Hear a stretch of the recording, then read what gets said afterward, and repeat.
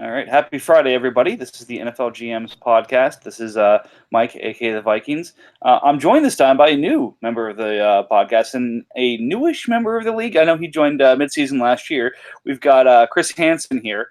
Don't worry, none of you hopefully are pedophiles, but Chris Hansen is here to talk to us today. He's the owner of the Bengals and our current Super Bowl champion. So congratulations and welcome. Yeah, thank you, Mike. That is such an old joke.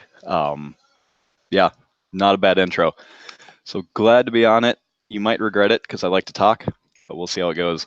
Well, I mean, we all like to talk. That's why we're on a podcast, right? I mean, if we just like to listen, then we'd be listening to the podcast. But here we are, because our opinions are very important and everyone needs to hear them. Just like my power rankings are very important. And Goose, you need to look at them.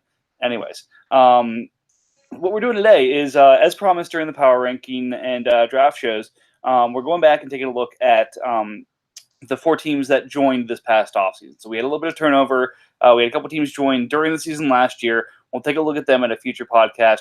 But today the idea is the 4 teams that took over ownership and joined the league in this offseason to take a look at some of those moves. So the 4 teams we're looking at today are the Redskins, the Browns, the Steelers, and the Falcons.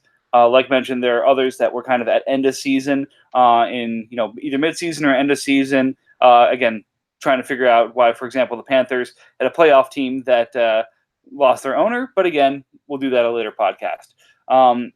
So what we're going to do is we're going to go through the trades that they've taken on from January when the trade window reopened after the end of the playoffs to today post-draft. I've got the rankings on these teams. Of course, I'll have the updated power rankings for these teams as we talk through them. But that said, a lot of content here, and thank you, because that means that everyone's being active and pursuing trades and making it so that we have a lot to talk about. Chris, anything from you before we jump in? Nothing right now. I'm just getting everything ready. I love it. Yeah, I'm trying to jump between a couple of spreadsheets at the moment here, and hopefully I don't, completely screw this up. Like I've got my 2018 rankings open, for example, right now, so I need to make sure I get the right ones here, or else I'm going to be completely off base. So again, the hallmark of a lot of these teams is they're going through some transition. Just kind of going through step by step. When the Redskins took over, pretty much the franchise player was Sam Darnold. The Redskins had traded up a couple of picks last year, as well as their 2019 pick, to make sure they secured him. The Browns' and probably even the Steelers, to the same effect, has been more focused on clearing cap space. The Browns had a lot of good pieces, but had determined, obviously, that it probably wasn't enough to make a run, and has decided to kind of rebuild that way. Same idea with the Steelers with the Leonard Fournette trade, cough, cough, but we'll talk about that in a little bit. And last but not least, the Falcons, who really just continued with the rebuild that or kind of building from the draft that the Falcons before him had done. So that said, I've got the actual power ranks up. So let's start from the bottom here. All right. And that would be the Redskins. So again, he's 28th in the power ranks right now. And he's also made the most trades by not even a long shot. I think if I combined the trades and the moves that the Browns, Steelers, and Falcons did, it might come back to the amount of turnover that the Redskins have had. What I normally do is I have a gave column and a receive column for each of these teams. And I was having to, they traded for these picks. Nope, those have been traded on. It got broken down here. So I know a lot of teams have started talking about, hey, I can't even figure out the turnover. I know there was some conversation and chat with Goose and the Redskins a couple of days ago. But it's one of those where it helps kind of visualize what did you start with and what did you do and what have you turned it into. So I guess just a quick rundown from of the team real fast. So the Redskins ended up getting the second pick in the draft through some trades, and we'll talk about that in a second, and took Dwayne Haskins. So he's got his QB of the future. Instead of it being Sam Darnold, it's now Haskins. Running backs are Ajayi, Jordan Howard, Derrick Henry. Receivers, Alan Hearns, Jake Camaro, and Philip Dorsett, so not a lot to speak of there. Ian Thomas as his tight end of choice, as well as CJ Uzuma. D-tackle, Jack Crawford, Kalen Saunders, Nazir Jones. D-end, Muhammad Wilkerson is still a free agent, but he's a big name. Otherwise, Shaq Lawson and Taco Charlton. Linebackers are some, lower price rookies, as well as Hassan Reddick and Mark Barron and Uchenna Nwosu, who I think was a second rounder in our league last year. Corners, Taron Johnson, and that's kind of that. And then Kevin Byard and Adrian Phillips at safety. From the taxi squad, he's got Jordan Leggett and Dre Greenlaw, who, of course, was our Mr. Irrelevant. So that's where he sits now. In terms of how he got there. So this is going to be a lot of talking here. Before I jump into the gave and receive side of this, and basically what looks like the equivalent of a filibuster, Chris, what do you think about the Redskins right now? Well, it's not the best team I've ever seen. That said, he didn't start. Nicely said. He didn't start in the strongest position either. Looking through his trade history, and we'll go through those. There's a few of them that I really like on what he got back, but immediately those almost get countered by trades that I hate. So it kind of evens out as you're going through his history. For his current team that he's got and the state of it, he's got a couple solid pieces. I'm not sure I agree with the Sam Darnold to Haskins move for their cornerstone piece at quarterback. Mm-hmm. And yeah, there's a lot of holes in the team that need to be filled. And he's been trying to stockpile picks, but we can look at where we project those to fall as well. This is going to be something that's going to take multiple years for him to get on track, and some solid moves to get it up to what I would say even like an even team, sitting around like 14, 15, if he wants to finish around there. Well, I would hope he would, because otherwise, then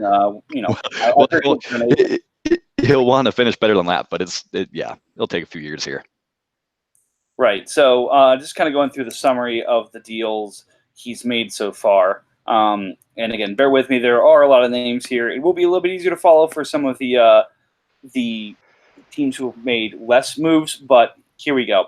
And one thing that I'll clarify is when I'm talking about a team that gave a pick, I'll refer to the pick itself. But when they've received a pick, what I've done is I've gone ahead and put in the player's name. Reason for doing that is if you gave a pick, you have no control over what that pick becomes. So it seems, for example, Redskins gave up the 203. What could the 203 have been? If he actually kept the pick, it might have become a better player or worse player otherwise than what he actually got with the 203. So that's the reasoning behind it. So without further ado, the Redskins have given up the 203 in this year's draft, the 307 and the 503. In 2020, his first, his second, his third, his fourth, and his fifth, as well as a fourth from the Chargers and the 49ers. On the players front, he's given up Alec Ogletree, Andrew Sendejo, Christian Kirksey, Damian Williams, Damon Harrison, Giovanni Bernard, Jimmy Smith, John Ursua, Jordan Jenkins, Matt Breida, Perry Nicholson, Raekwon McMillan, Sam Darnold, Shaquem Griffin, Stephen Tuitt, Vernon Hargraves, and Zach Vigil. In return, from a future draft perspective, he has the Baltimore first in 2020, the Carolina first in 2020, the Houston first in 2020. He has, as well as the Chargers and Eagles first in 2020. He has Houston, Indianapolis, and Philadelphia's seconds, Philadelphia's third, and then Houston's fourth. In 2021, he has, in addition to his own picks, the Houston 2021st and Indianapolis 2021st. So a good amount of draft capital. Again, as we talked about, that's kind of where he's doubled down. From a player perspective, Adrian Phillips, Antoine Exum, Cody Barton, who was a pick this year, DeAndre Washington, Derrick Henry, Dre Greenlaw, Wayne Haskins, Hassan Reddick, Jordan Howard, Camille Ishmael, Kevin Byard, Kalen Saunders, Lance Kendricks, Mark Barron, Miles Killebrew, Nazir Jones, Ryan Griffin, Shaq Lawson. I have two on both sides of this, so oops, I missed one. Taron Johnson and Voshan Joseph. So again, to your point, the players have degraded, but again, that's what he's been looking to do, it seems, and stockpile draft capital. Now he again doesn't have his first next year, but he has 5 others as well as 3 seconds. Again, like I said, he's completely washed out his picks. And then I'd probably say downgrade at each position as we go through this process. Again, I'm pretty high on Haskins, but Darnold looks special. So that's the summary. We can kind of talk through some of the higher points here. What are your thoughts? Yeah, I can even keep track of the players. I have the list open for myself. Going back, there's a few moves he made early on this offseason that I like quite a bit, where he actually gained a few players for not that much capital. When he grabbed Deshaun Hamilton, he got Kevin Byard. He didn't give up that much to get either of them. He didn't give up much when he ended up acquiring Hopkins, I believe, early on as well. Yeah. But like we've said, he's been moving a lot of pieces for the actual draft capital that he has. Again, a lot of those teams that the first that he owns, if we go by your power rankings within there, a lot of them are back half or later projected for this season. So the only one that would be, within the top 5, top 6 is going to be the Texans pick. If he, ends up finishing the way you've got him at 29th, 28th or so in your rankings. So he does have the Texans pick for the next 2 years, which could be a benefit. But then he's also got, the Panthers first, the Ravens first, teams that you've got high up in the rankings. Chargers are on there, which equate to third round picks in a standard league. I know that's not quite fair to say in here, but they're definitely not guaranteed to hit when he's going to be picking those. Yeah, and again, from an IDP perspective, that kind of stretches the overall side of this as well. Again, agree completely. I think there's an obvious path that you could see here of him, trading his picks, but actually having a playoff team. For example, some trades I love. Getting Hopkins for Breida and Kirksey. If you have the cap space and can do that, that is a home run. Yep. That said, the trade right before it, giving up Damian Williams for a 19th, 5th, and a 2020 second for the Chargers. I think pretty much everyone would do that right now if they can get Damian Williams back. Let me propose that to the Chiefs and see what they say to me. I'll give them a second. I'll give them a 2020 second and a 2020 third even. I'll give them a profit. And I'll take Damian Williams off his hands. What do you think? Think you have a chance? So, yeah, if you got a chance, of course he'll take it now. I think the scenario back then, Damian Williams was he just had the 1-year contract down there, coming up towards the cutoff point for the rollover. So at that point, I don't know if I'm pretty sure nobody would have gave a first at that point in this league based on how most teams hold on to him. And again, the NFL draft hadn't happened yet. So, I mean, Damian Williams, I don't think there was any middle ground at that point. Either it looks like a great trade if, Chiefs would have taken a running back earlier, or it looks like a sell low at this point because Chiefs didn't bring in anyone, and now Damian Williams would obviously be worth a lot more. At the time, I don't think I go back and say I hate it. I think that's decent for what he got back then. Right. I mean, I think the move there may have been to franchise him. And I'm trying to take a quick look at doing this as to what that would have required in terms of cost or even transition him. Basically, you're going to lose him if you don't trade him. And there's the threat of the NFL draft. Absolutely. I'm not trying to diminish that. There's a lot of unknown.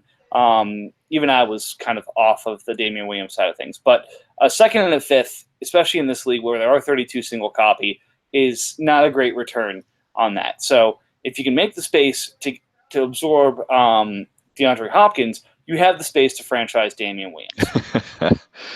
So that's my thought there. Then kind of going on to the next ones. I understand breaking down Damon Harrison. I like his deal with the Bills. Trying to see if there are others. Then we get the blockbuster with the Panthers, which is Darnold going to the Panthers, as well as the Redskins second and the 49ers Redskins 2020 second and the 49ers 2020 fourth for Case Keenum, Cooper Kupp, and Cortland Sutton.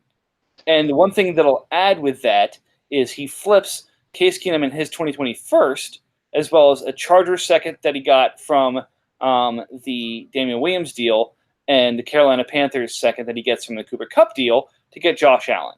So if I'm trying to tie all these together, he basically gives Damian Williams, then Sam Darnold, Yep. Redskins second, so his second and his first, to get the Carolina first, Josh Allen, Cortland Sutton, and that's kind of it. Yeah, when I look through the trades, he pulled off the mini blockbuster with Darnold and Kupp and Sutton, but then it looks like he sent Kupp right back to the Panthers after that. Yeah, for a 19 first and Okay. a 2020 second. Making sure that's correct in the trade history. Right. So he gets the Carolina pick this year, which he used. I'm not sure if he used it. I think he actually may have traded it. He probably traded it. But basically, he gets Keenum and then trades him away. So again, in hindsight, sold high, so solid. Yep. But he takes a good young quarterback to turn into Kupp, Sutton, and Keenum. As his first, the benefit of Damian Williams and part of the benefit of Cooper Kupp to get Josh Allen. Again, we'll talk about what happens to Josh Allen a little bit further on. Mm-hmm. But again, like you said, I love the Hopkins deal. I don't like this collection of deals. Again, he was able to even break down Sutton and kind of redeem himself here because Sutton basically turned into a number of the pieces. Actually, I think it was the Carolina pick and the picks he gets for Sutton that turn into the 102 for Dwayne Haskins. So let's break this down a different way. Yep. It's Josh Allen, Dwayne Haskins, and that's kind of it. For Sam Darnold, Damian Williams, his first and his second in 2020.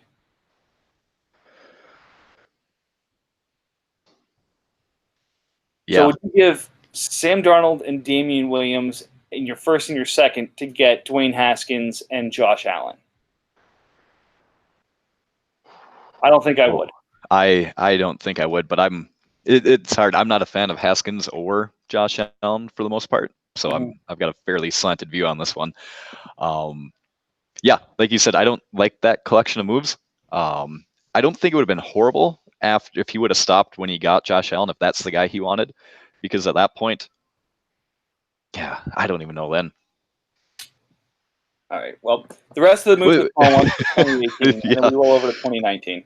And like I said, that's when the deal goes down that gets the 127, the 131, the 132, and the 413 from Jeremy as he's being a predator and taking advantage of the new owners. Seriously, Chris, how haven't you shown up at Jeremy's door yet? I had to go back through my trade offer history to see if he had proposed stuff to me after I joined. That was back when I didn't even realize this was best ball. So luckily I didn't take any of his deals. He had proposed to me, but yeah, that's quite the package of late picks for Sutton. I think it ended up working out all right later, but it's a lot of late draft capital for what did Sutton go back in the original draft? Do you even know? 120. Okay. He actually went 128 in 2018, so that's not okay. I would have assumed he would have went higher. I mean, 120 was pretty well stocked. You had the Saquon and the quarterbacks at the top of the draft. Right. Yep. You had that run on receivers kind of in the early teens, and Sutton was at the back end because it looked like he was blocked by Thomas and Sanders. Yep. Of course, we saw how that turned out. Yep. So again, it's a great trade for Jeremy there because you get the 120. He gave up his first and Royce Freeman to get the 131 and 132 from May. As part of other parts of that deal. I think it was a Barron and Deion Jones swap as part of that as well. So combining those, but again, those turn into something very nice for the Redskins later on. So I'm not going to go ahead and kill that at the moment, but that's a lot of value to give up to get some pretty late picks. Yep. It then takes on the Ogletree, finally sheds the Ogletree contract, but takes on a albatross in Jordan Howard in the process. Uses the 127 from that Sutton deal to get Deshaun Hamilton and Kevin Byard. Yep. That's one of the deals I actually really liked, was that trade. I've seen what Deshaun went for now, just a future first by himself. And I think Byard's going to be solid, in the back end for Tennessee for a while. So that one I actually liked. The Jordan Howard one I wouldn't have even minded that much had he not trade extended him right after he acquired him, because essentially he's swapping one overpriced contract on Ogletree for Howard. Yeah, and Ogletree was expiring. Yep. He was expiring still. Yep. Which, yeah, Texans have made the right move there to let it expire. Howard, yeah, I don't know.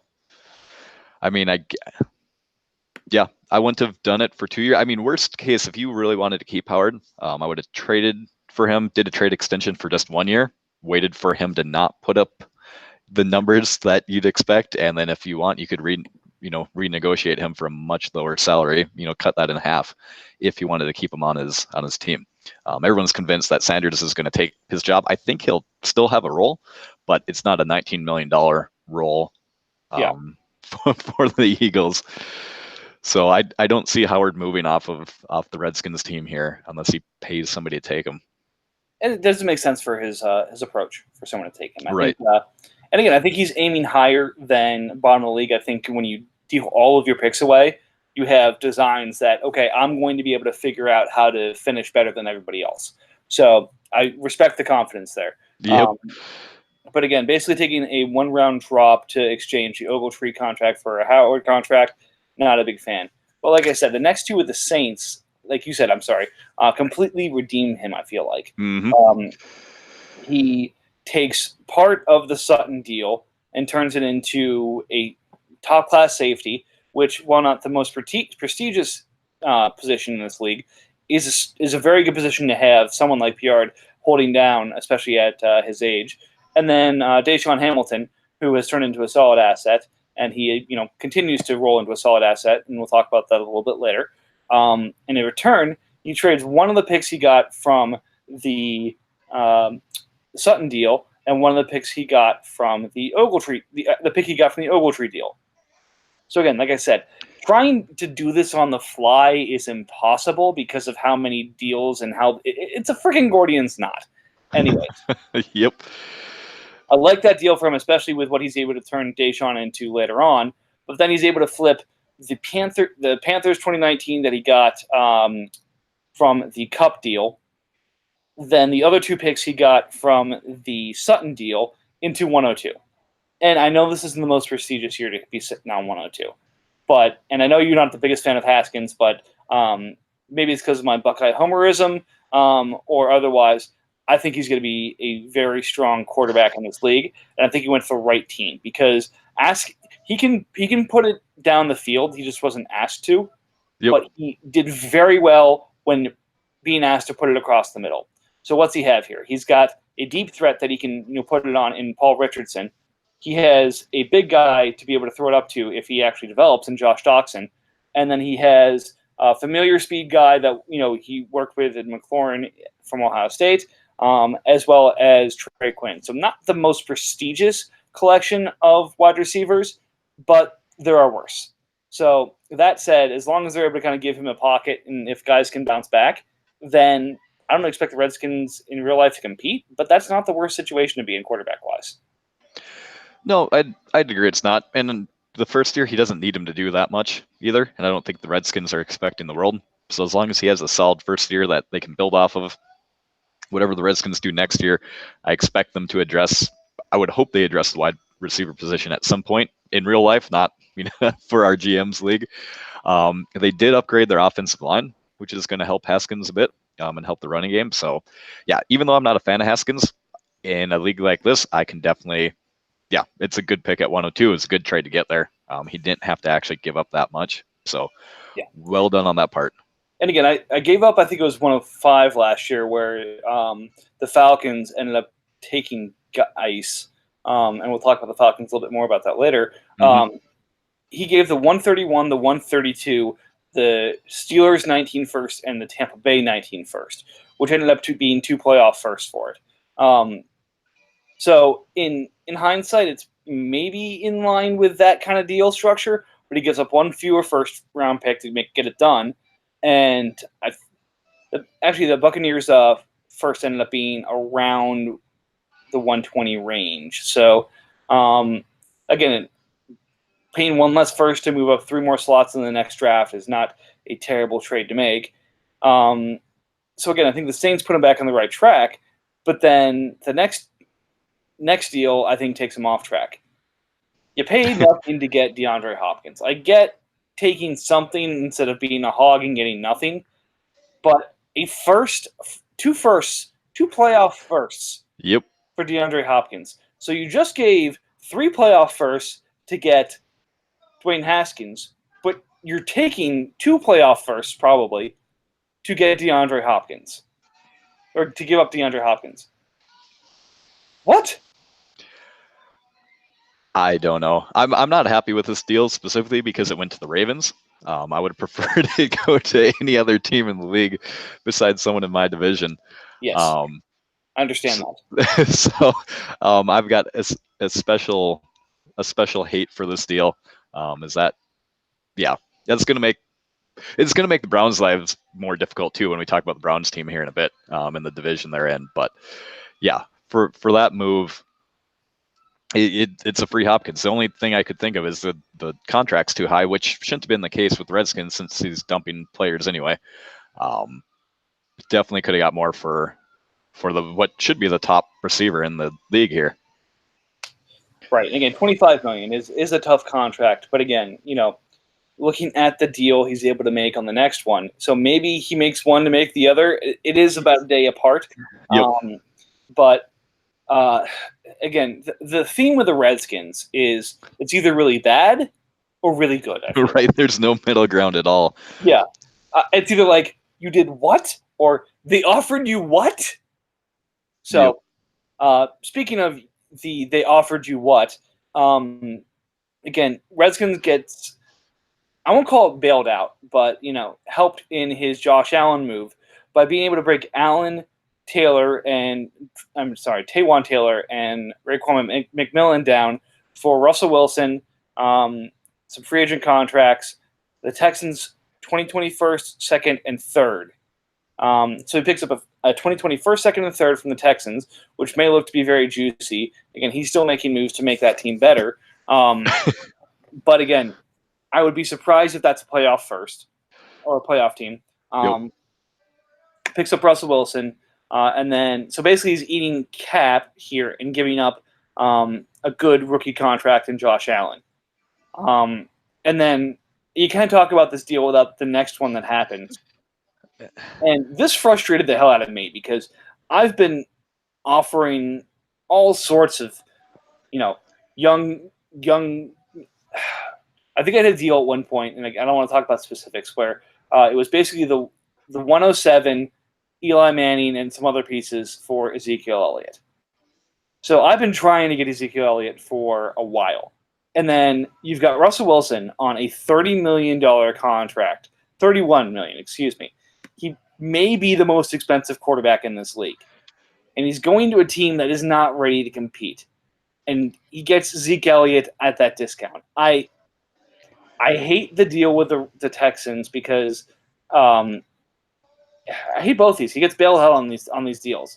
So he made some mistakes and then gets bailed out by these two deals. It's like, oh, everything's okay now. I have Ezekiel Elliott. I have, future draft capital, and I don't have to worry about this big-ass contract that I just got paid to take on. Yeah, I don't know where to start with that.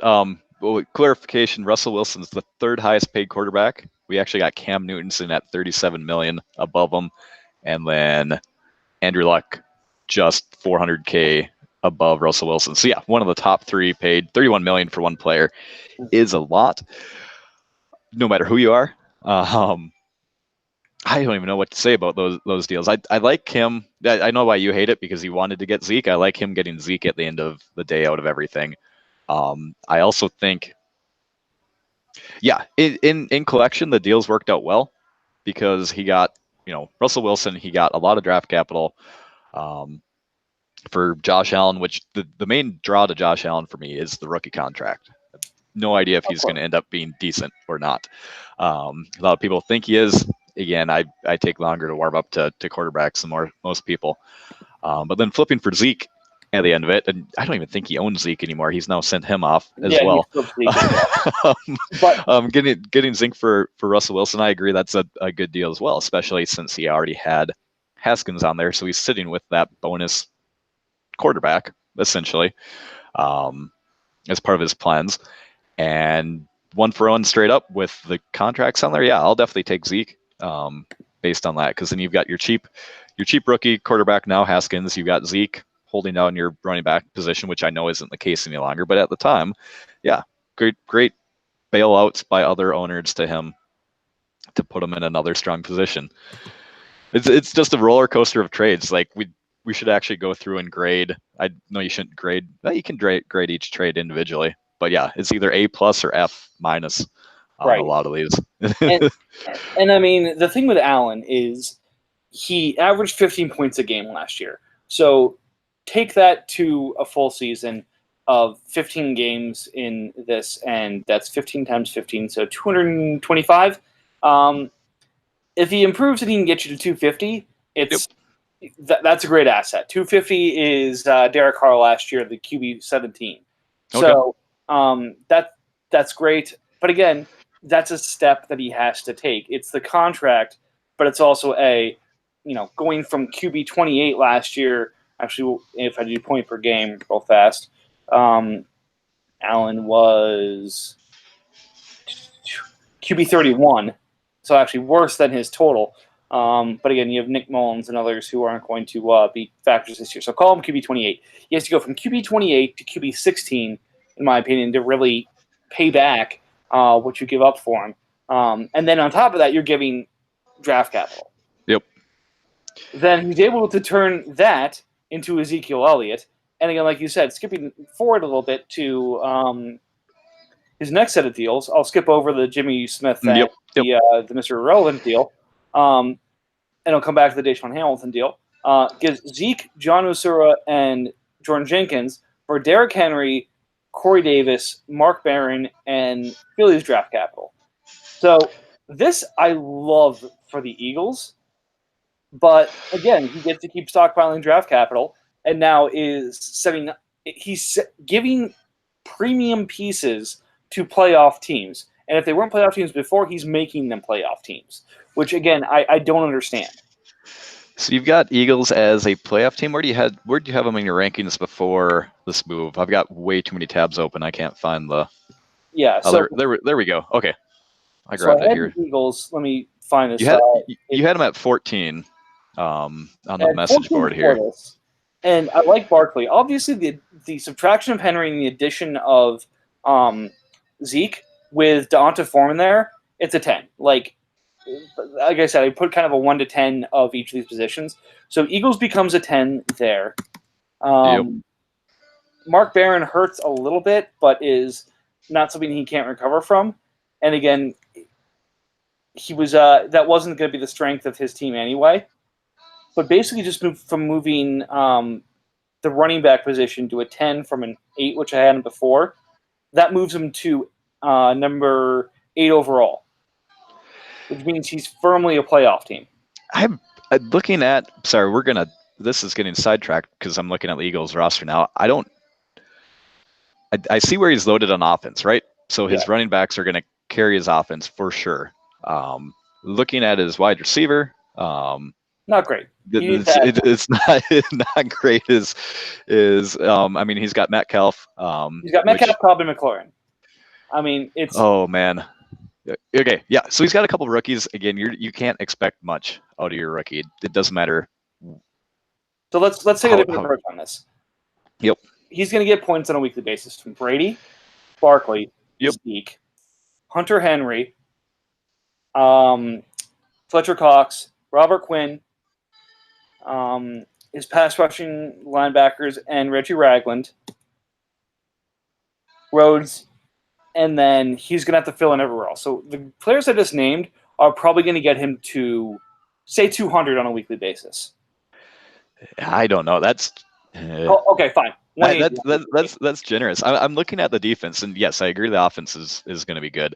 But if you take the points his defense scored last year for the players he has, and then how thin he is at a lot of the positions, I mean, sure, you've got Robert Quinn sitting there. You've got a couple of pass rushing linebackers, but they're only sitting 100 to 120 for their total points, which is great if you stockpile like say Goose does, where he'll stockpile 8 pass rushing linebackers, so he's almost guaranteed a sack every week. If you only got 3 of them, I think he's going to have some really, really rough weeks in here. So I don't know if I'd put him a shoe in for playoffs. So I don't think I hate the deal for those picks as much as you do.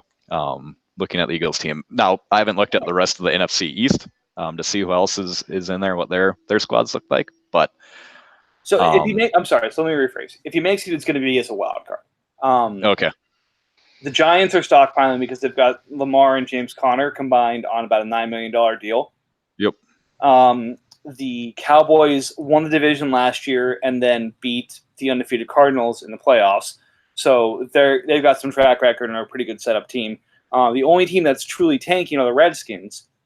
So the Eagles, say they go 3-3 in the division, they're looking at maybe a good case of 8-8 or 9-7. Yep. That could get you in the playoffs, or it's the 118. So let's call it the 117. I'll be nice. All right. Derrick Henry, Corey Davis in that contract, Mark Barron in that contract, the 117, the 217, and the 317 for Zeke Elliott, and non-contributors, I'll say. Yep. So the other part of this is dumping the Corey Davis contract. Because yep. I like Corey Davis as a player. I have him in probably a third of my leagues. Oh, yeah. But at $16 million on a 5-year deal, which means you can't effectively renegotiate him until 2 years down the line. Yep. So that said, if he breaks out, great, you've got maybe a minor value. Otherwise, you're basically paying for the production. Yep, you're already paying for it. Value. If he fails, you are basically taking an $8, $2, and $1 million hit for the future years. So not a terrible thing, but again, that's not exactly a huge value add, I'd say here.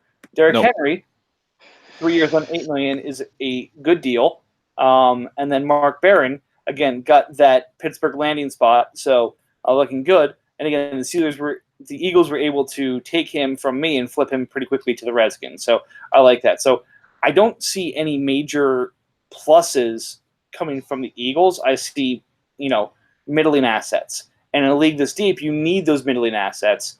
But again, for Zeke on a $20 million deal, like that's especially like the next, he's locked up on that for 3 more years. Yep, 3 more years. So that's a great deal.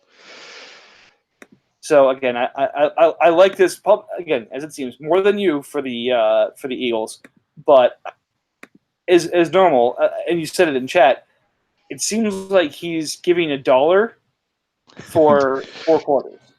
Yep. You were less nice than I was on that, but I'll call it that.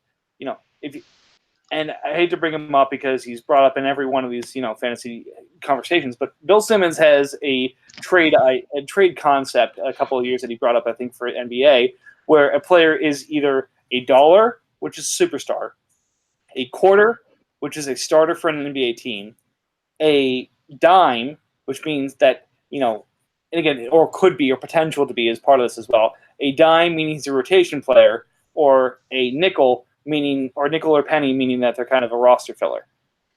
Zeke is $1. Derrick Henry is at best a quarter. Corey Davis, I think, is a dime. Mark Davis, I think, is a dime. And I think these picks are a dime or maybe a quarter. Yep. So we've given up $1 for 70 cents. Yeah, yep. No, I'm not on Redskins' side for the Zeke thing there. I don't think it's quite as horrible. Again, partially because I don't mind the trade he does right after this. Again, where he acquires some more picks. With all that said, with Derrick Henry, we haven't even really talked about him at all on what we expect him to do this year. there's a lot of people that expect him to take another step forward after the end of last year. He kind of finished off the year a lot stronger than he started. So there's kind of two camps of people. One that they think he finally figured it out, is going to play and run like that all the time now, and others that think the last 3 or 4 games was an abnormality. Just got lucky and it didn't pan out. So I don't know what camp I'm in. I don't own a lot of Derrick Henry, so I don't have a lot of vested interest across my leagues. He's always been a running back that's kind of scared me in the sense that he reminds me of God, why am I blanking on the name? Brandon Jacobs. Yeah. Is that right? Yes. Back in the Giants back in the day. He reminds me of him, where he gets hyped up a lot early on in his career, and he ends up becoming a permanent timeshare player where he's always just the hammer that goes through, and he's never going to get you the catches you want. He's only going to be, actually useful if he's on a good offense where he can go ahead and score those touchdowns.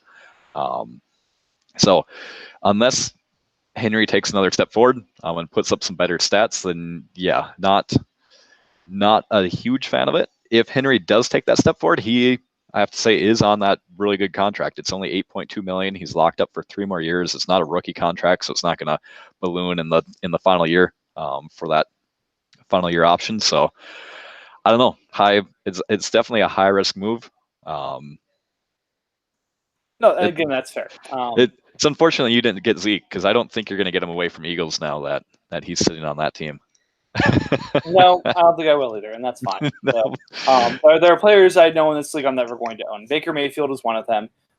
Zeke Elliott is another, and there are quite a few others, but I won't take the time on this podcast to go through this. So, quick aside, but deserves more than a quick aside. Again, speaking of deals that bail out the Redskins, Colts giving up their 2020 second and a 2021 first to get Deshaun Hamilton and the Chargers 2020 third. Yep. So again, I got to rewind a little bit to the Courtland Sutton deal. So he gives Courtland Sutton and Stephen Tuitt to get 127, 131, and 132. He gives Ogletree and 203 to get Jordan Howard, Taron Johnson, 307. So he trades the picks from 127 and 307 from those to get Deshaun Hamilton and Kevin Byard. So basically, now in those picks places, you get another 2020 second and a 2020 first, which shifts the value pretty well for me. I like Hamilton, but again, there's some questions to be answered before we go ahead and crown him a wide receiver 3 in this league. That said, we've got the final deal, which, like you said, again, bails out the Redskins. So Corey Davis and his albatross contract get moved to the Texans with Drew Sample, who I think was a 4th-round pick in this league. In fact, I was trying to move up for him. Rodney Gunter and Shaq Griffin. And in return, he gets DeAndre Washington, who's pretty well buried at this point, but again, an okay best ball asset. Lance Kendricks, Antoine Exum, and Miles Killebrew. But really, the big parts is he gets the Chargers 2020 first, the Texans 2024th, and the Texans 2021st. So he gets 2 more first-round picks for a 4th, roster fillers, and Corey Davis, who is an albatross. What? Yeah, good deal for Redskins. Yeah, it's one of those. I feel like we could go through and pair up his deals. There's a lot of back-to-back ones where I hate half of it and love the other half. I don't know. It might just be trade fever that everyone gets into. So they see one deal going, they know they're going to be able to make another one, or other owners want to get in on it. I'm not sure. I think Texans could have got a much better receiver for those firsts, with a much more friendly contract. However, Texans did just get Mike Evans for me. So if we take a look at his team, he's sitting with Evans, Davis, Curtis Samuel, and St. Brown on the Packers there. And Tywan Taylor at Tennessee, I don't know if there's room for him with Humphreys and A.J. Brown and all that there, but he's got at least 4 guys and Jakeem Grant, who's a very underrated Miami receiver. So he's got 4 or 5 receivers. So I could see why he wanted another one, just to fill out his wide receiver group, just to make sure he's always getting those consistent points. But I can't get over that contract that you already beat to death earlier on the podcast here, where you're 16 million, you're stuck with that for years. Even if he hits, you're already paying for that production. Yeah, yikes. So again, we beat that to death. So where does that leave us? So like we talked about, if you take a look at his projection this year, is he's probably going to be a top 10 pick. I don't think anyone's surprised by that. Yep. He's got basically turned the players on his team and his 2020 first, basically his 2020 draft, into 7 additional firsts, 3 additional seconds, an additional third, and an additional fourth, as well as other potential players. So obviously building for the future. That first is likely going to be higher than all the other firsts he's gotten, but he's got a good treasure trove and a good base to continue to cycle and build from. Yep. From a player perspective, again, I can't see a path to outside the bottom 10 for him, unless one of these rookies really hits. But again, even that won't do it. So no, yeah, I think this year he's not planning on. He'll try to win some games to keep his pick out of the bottom, unless he manages to acquire that. But definitely a team looking 2-3 years down the road. There the few core pieces that I don't mind on here. Derrick Henry, that's a good contract again, even though not the best deal where he acquired him. Fan of having Henry on the team. I don't know what he's going to do with Jordan Howard. I think he's just a good luck charm that's going to be sitting there for the next 3 years. Ian Thomas on that extremely cheap contract, $871,000 for the Panthers. There, I mean, if that hits, if he ends up, playing to his projection after he's done these next 2 years of his picks or trades or whatever he ends up doing, it's very unlikely he keeps all those picks. A lot of these guys are looking, if they end up developing, they'll be right in that timeline he's looking for a couple years down the road. But definitely going to be some misses in there, like there are with majority of rookies. But if he can hit a third of them, use the next picks, yeah, he's got a plan. It's a little scattered shot from time to time, but he's working on his plan. Right. So, all right. I'll try and do this with each of the teams that we're going to focus on here. Try and do a kind of a hypothetical deal to see if, which I think would benefit the team, but again, I'm not sure if it would happen. So I know the Falcons are pretty well stacked at running back, and they have the Redskins 2021st.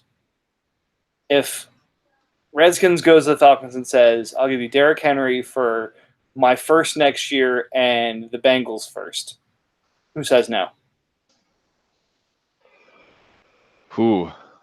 I'd say the Falcons would say no. Just merely based on the fact that they've already got 3 young running backs sitting on his team. Mm-hmm. Probably wouldn't need the 4th one. Now, if you didn't have all those 3 already, I don't know. That might be a fair deal going back the other way. But just looking at the rosters based on how I remember them, I don't think he needs Derrick Henry with the 3 he's got already. No, I think that's fair. I think, like I said, that with Jacobs, with Geis, and with Montgomery there, doesn't need it. But if someone's going to pry that first back, it's probably going to have to be Derrick Henry. It'd either have to be Henry or it'd have to be some combination of the first he already has that he's been acquiring. Again, we saw the deal he pulled off where he sent 3 late firsts for that early one. Maybe that happens in reverse, or maybe it happens the same way again next year. If everyone has these picks by draft time in 2020. Yeah, so at some point the Falcons, Redskins, and I will get together and figure out how we want to distribute the first round for next year. We'll let Thorstein know. Yeah, I see that. All right, any last thoughts on the Redskins before we move on? I think we've talked about him for plenty. Agreed, and he wanted his own podcast, and we've given him close to 50 minutes at this point, so you're welcome. Shut up. Yep. Anyways, moving on to the Browns. So Browns took over. The previous owner, Ham, is a guy I'm in a lot of leagues with. and had a falling out with a former commissioner. As a result, left those leagues, and then the new Browns owner stepped in from there. Let me just go ahead and pull up his team real quick. Just have too many tabs open at this point. I'm sure you're dealing with the same issue. Yeah, I'm going to start closing some down. So, quick overview of his team. Quarterback, Dak Prescott, and then Mason Rudolph if Ben Roethlisberger ever retires, but based on this contract, not helpful. Melvin Gordon, Duke Johnson, Jordan Wilkins at running back, Will Fuller, Michael Thomas, Mike Williams at receiver. Tight end is Dallas Goedert and Jordan Thomas. Let's see. Austin Johnson at D tackle. Carl Nassib at the end. Then a bunch of rookies at linebacker. Corner is a best ball plethora, which is fine. And then Michael Thomas and Eric Murray at safety. Reuben Foster already on IR. And then no one really to speak of on taxi. So a pretty well set up offense, a defense that leaves a lot to be desired. In terms of power ranks, I had him at... You had him at 12 on what I'm looking at. Right, and again, this is before Foster got injured, which again is a hit to his linebacking core. Before Sweat had the position change from DN to linebacker, which I think hurts his value. So if I actually went through an update of these, which I will at some point, but I'm holding off at the moment. I could see him as a fringe playoff team, but likely in that teens range for the picks coming up at the moment. What are your thoughts on the team as it stands before we dive into the multitude, but less than Redskins trades? Yep, team as it stands right now, I think it's in decent shape. Like you said, his offense is set up pretty good. You got Melvin Gordon. It's always key to have at least one solid running back holding everything down. He's got Mike Thomas at wide receiver, which is always an envious player to own, just like Hopkins. I'm actually a big fan of Dallas Goedert at tight end. I know he hasn't, he was a rookie last year sitting behind Ertz. A lot of people will forget about those after a year or so, but I am acquiring him wherever I can in other leagues. So any leagues that you guys play with me in, go ahead and send me your Goddard offers. I will go ahead and buy him.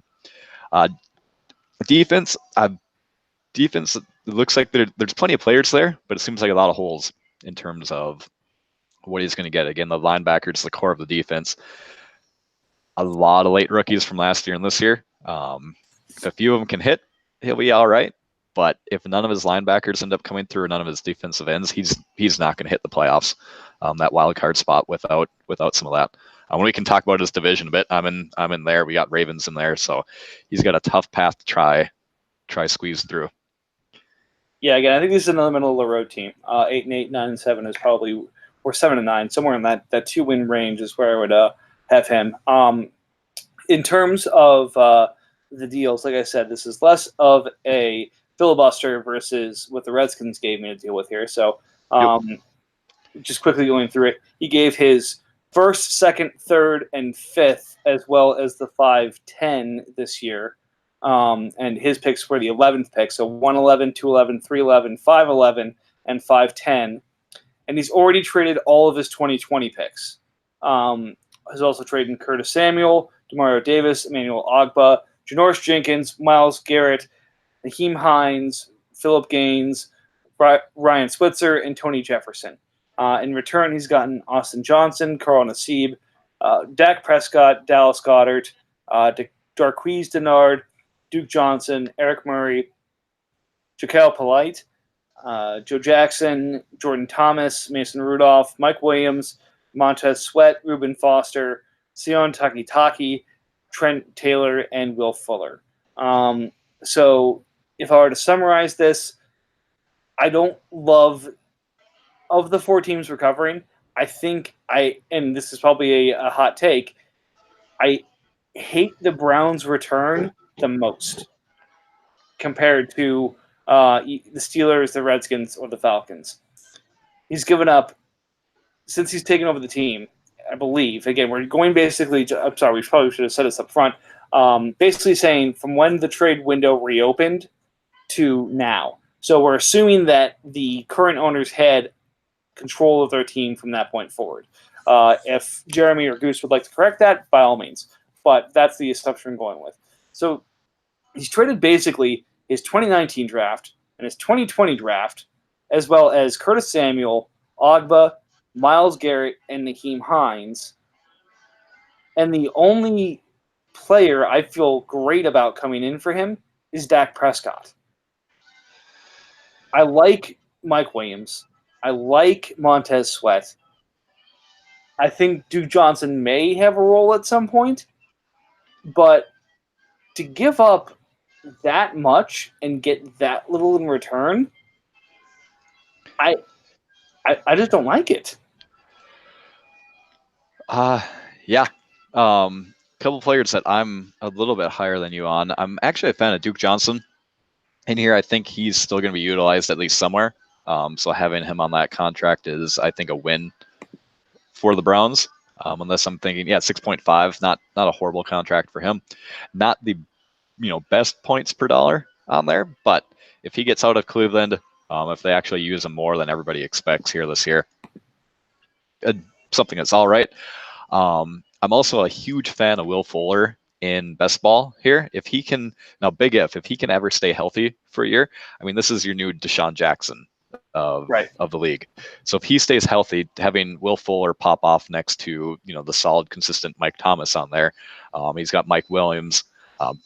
God, looking at contracts, that's a horrible albatross of a contract. If we're talking about Corey Davis being bad, Mike Williams at 8.2, I didn't even realize that. Thankfully, he's only got 2 years left, so that's definitely renegotiable. But yeah, big fan of having Will Fuller. He had a horrible luck with Reuben Foster. He grabbed Foster for just a couple fourth-round picks, I believe. Yep. Back in the trade history. So I don't think it's all quite as gloomy as you pointed out, like your hot take on liking his moves less than everyone else. I just think he's had a little bit of bad luck mixed in with there.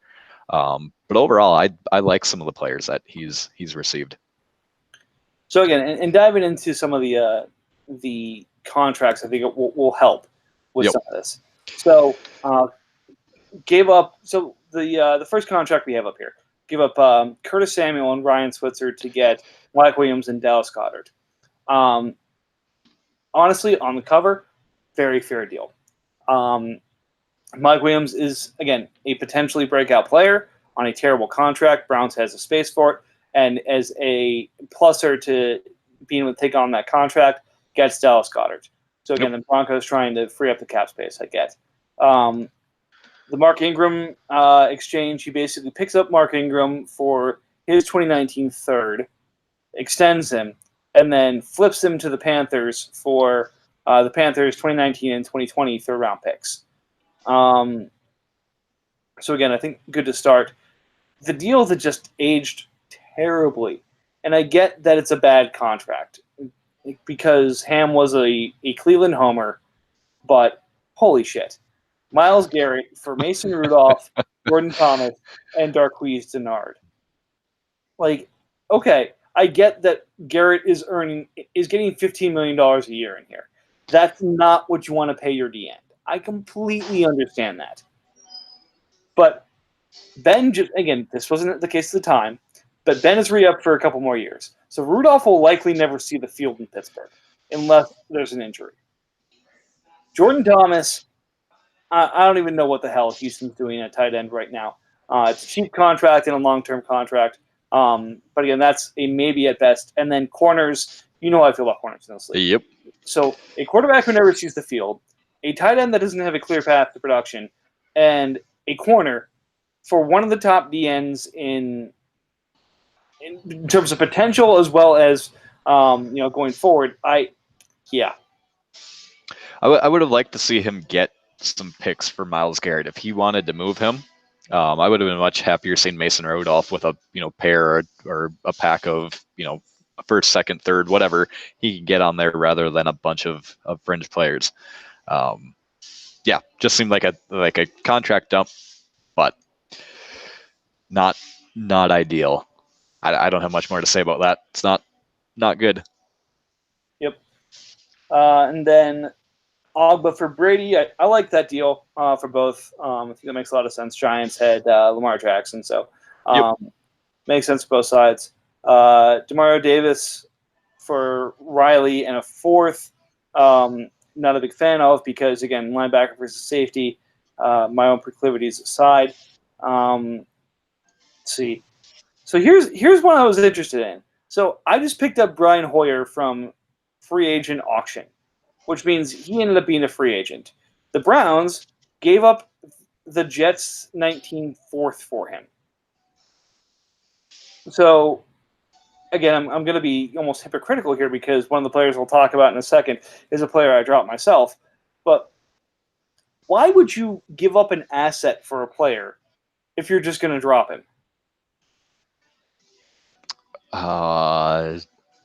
For a show of strength. I don't know. Damn it, we're the better actors, Chris. You know, you're supposed to be able to break down, you know, these child rapists and shit like this. No, I need more strength from the other side of this podcast. no, I have no idea why you do that. So again, I don't know why you'd pay for Brian Hoyer or even want him on your roster. I mean, now that you're owning him, what's the thought process behind a Hoyer owner? Because I own Jared Stidham, so the thought is, I think Stidham's the future, and basically by owning Stidham, I'm banking on one of two things: either Brady gets injured or Brady retires soon. The hedge for that, of course, is if he gets injured, Hoyer might be the person to step up first. So for less than $500,000 to get that hedge, it's worth me owning. Okay. But again, the fact that I'm able to get him off the free agent wire means that he got cut. So again, giving it to Demario Davis, and I'm not trying to say Demario Davis is God's gift to linebackers, but he's a productive linebacker. So he trades him for Curtis Riley, and then flips Curtis Riley for Austin Johnson, who is a good D tackle, but had not even a good D tackle. 14 tackles, 2 tackles for loss, 8 assists, and 1 sack last year. Yep. So you basically taken a player, downgraded to a lower player, and downgraded again to a lower player. So I could see the original deal if you had to do it for cap space, because at the time Demario Davis was at $8 million, Curtis Riley was only at $450K. So I can get the $7.5 million in savings there, which is very, very nice.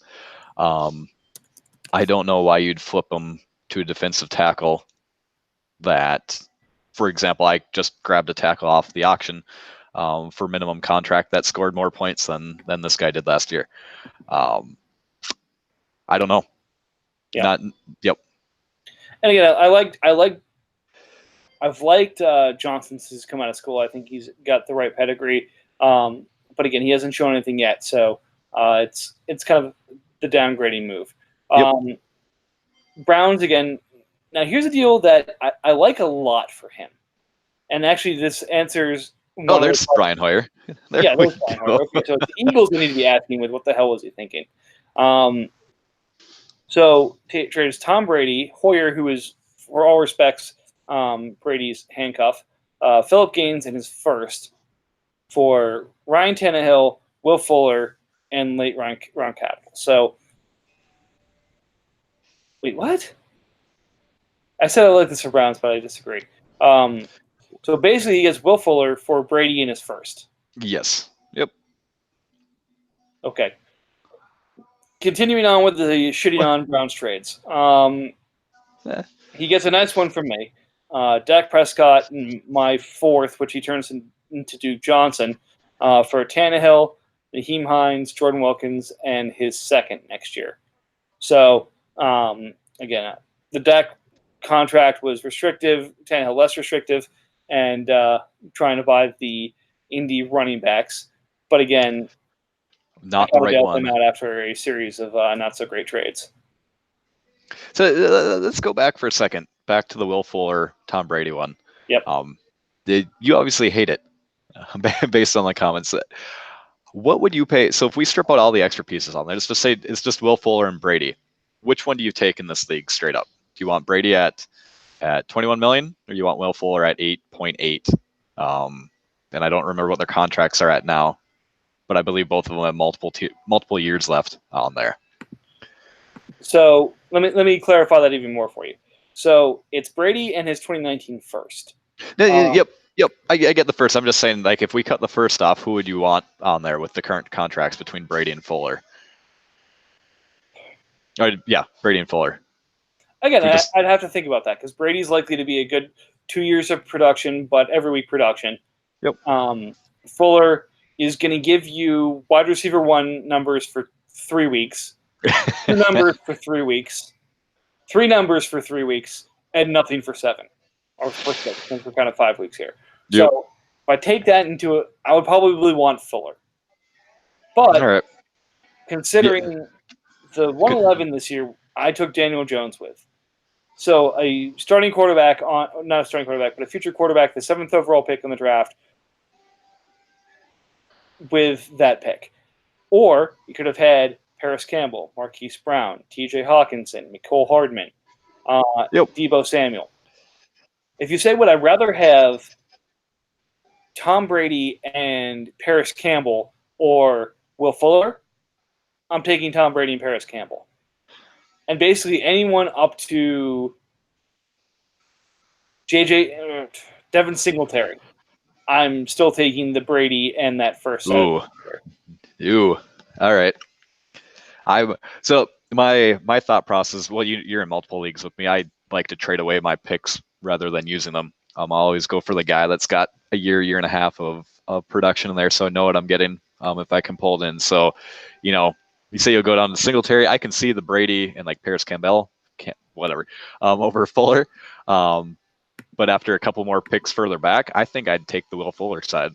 I'm in the camp where I think that he's finally going to put a year together where he's not injured for at least half of it. I might be in the minority on that, but I know there's at least a few other people that think so. And if he can ever keep healthy, he's exactly the type of receiver I'd want in this league.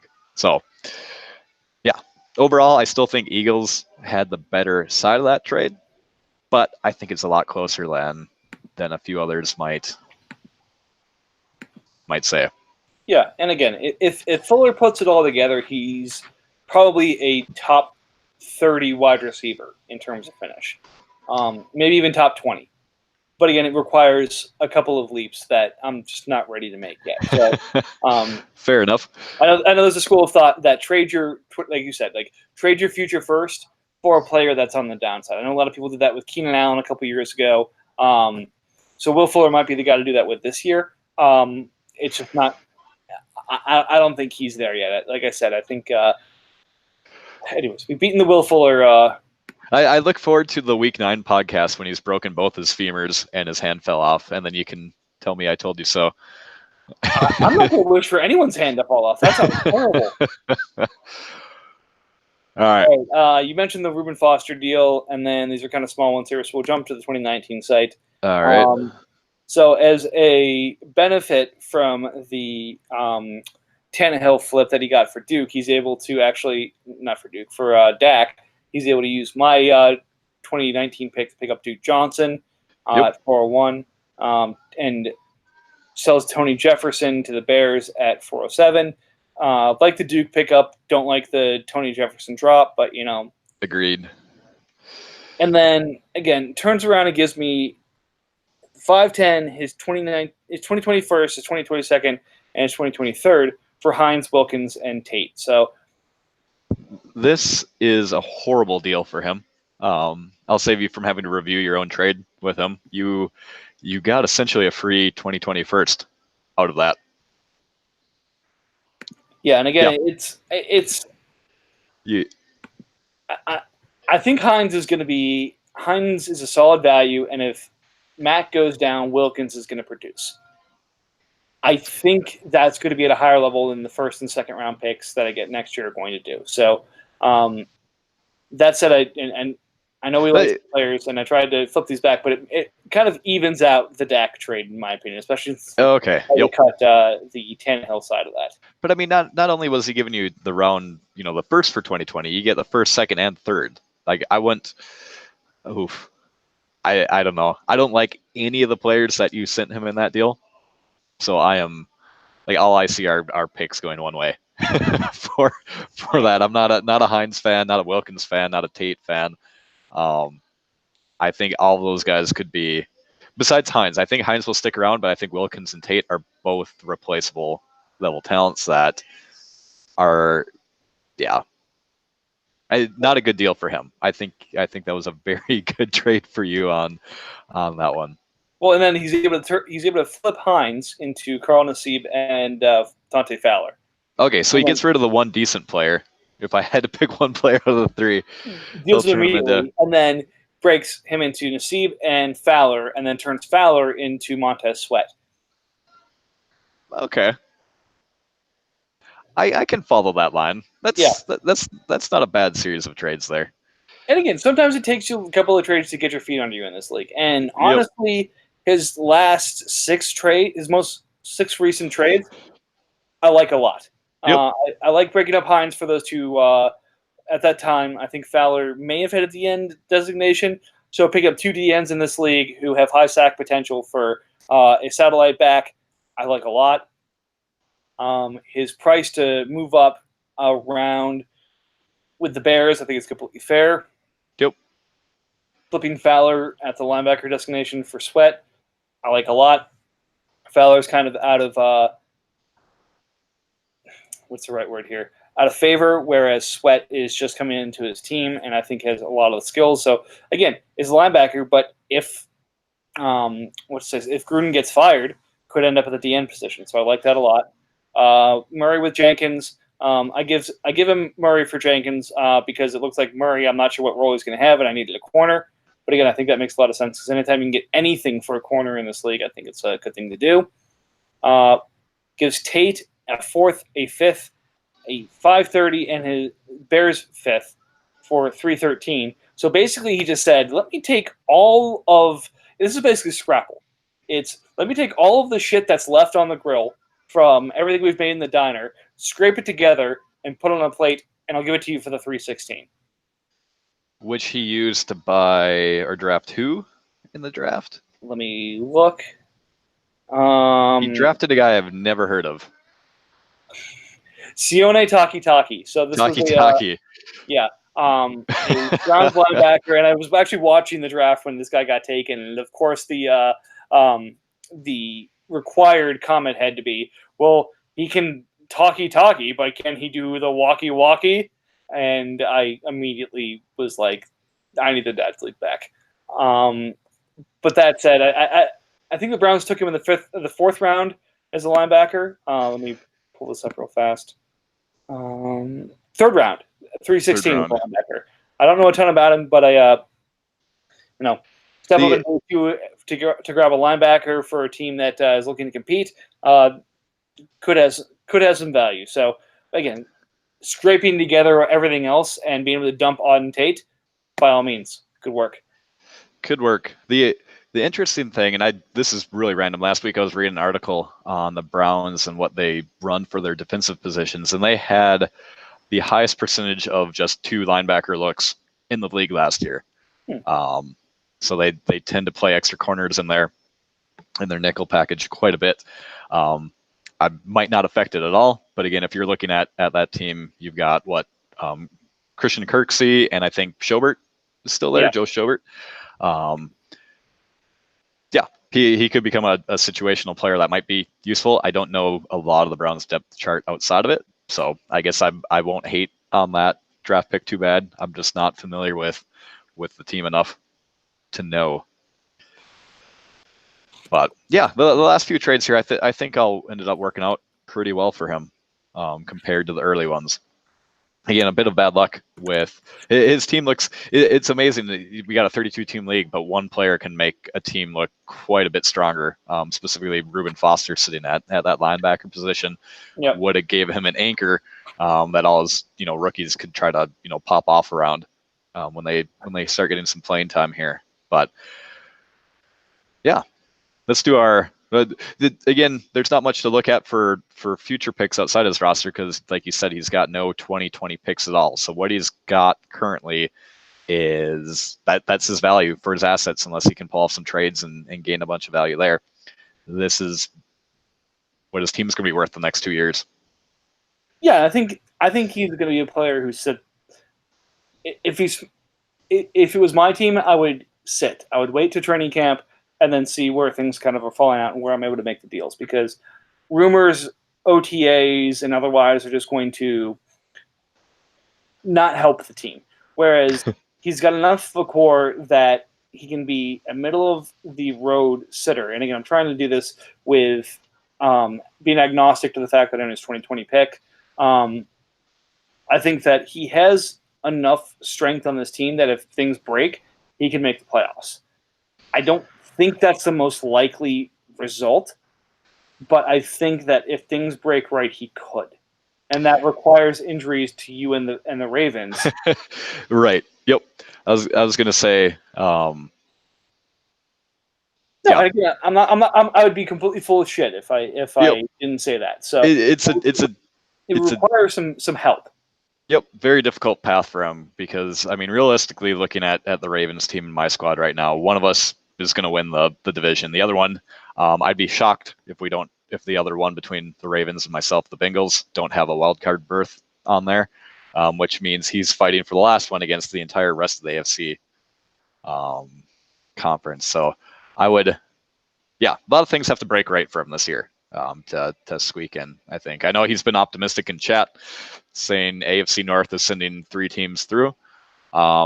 If that happens, it's definitely going to be his offense that needs to carry him, and he needs to have a favorable schedule for who he ends up playing this year. And looking at, quick question, is there an easy way to see what the schedule is of a different team in GMs for the upcoming year? I know how to see my own. Oh, you got to go reports? Okay. Yeah, I think in reports, I thought there was a league schedule. No, I'm not seeing that at the moment. So I'll take a look here when we're going through the next one. But yeah, I agree. I think it's a tough road. I think he's going to need some luck. I'd say maybe a 25% chance for the playoffs. Oh, here we go. I found it.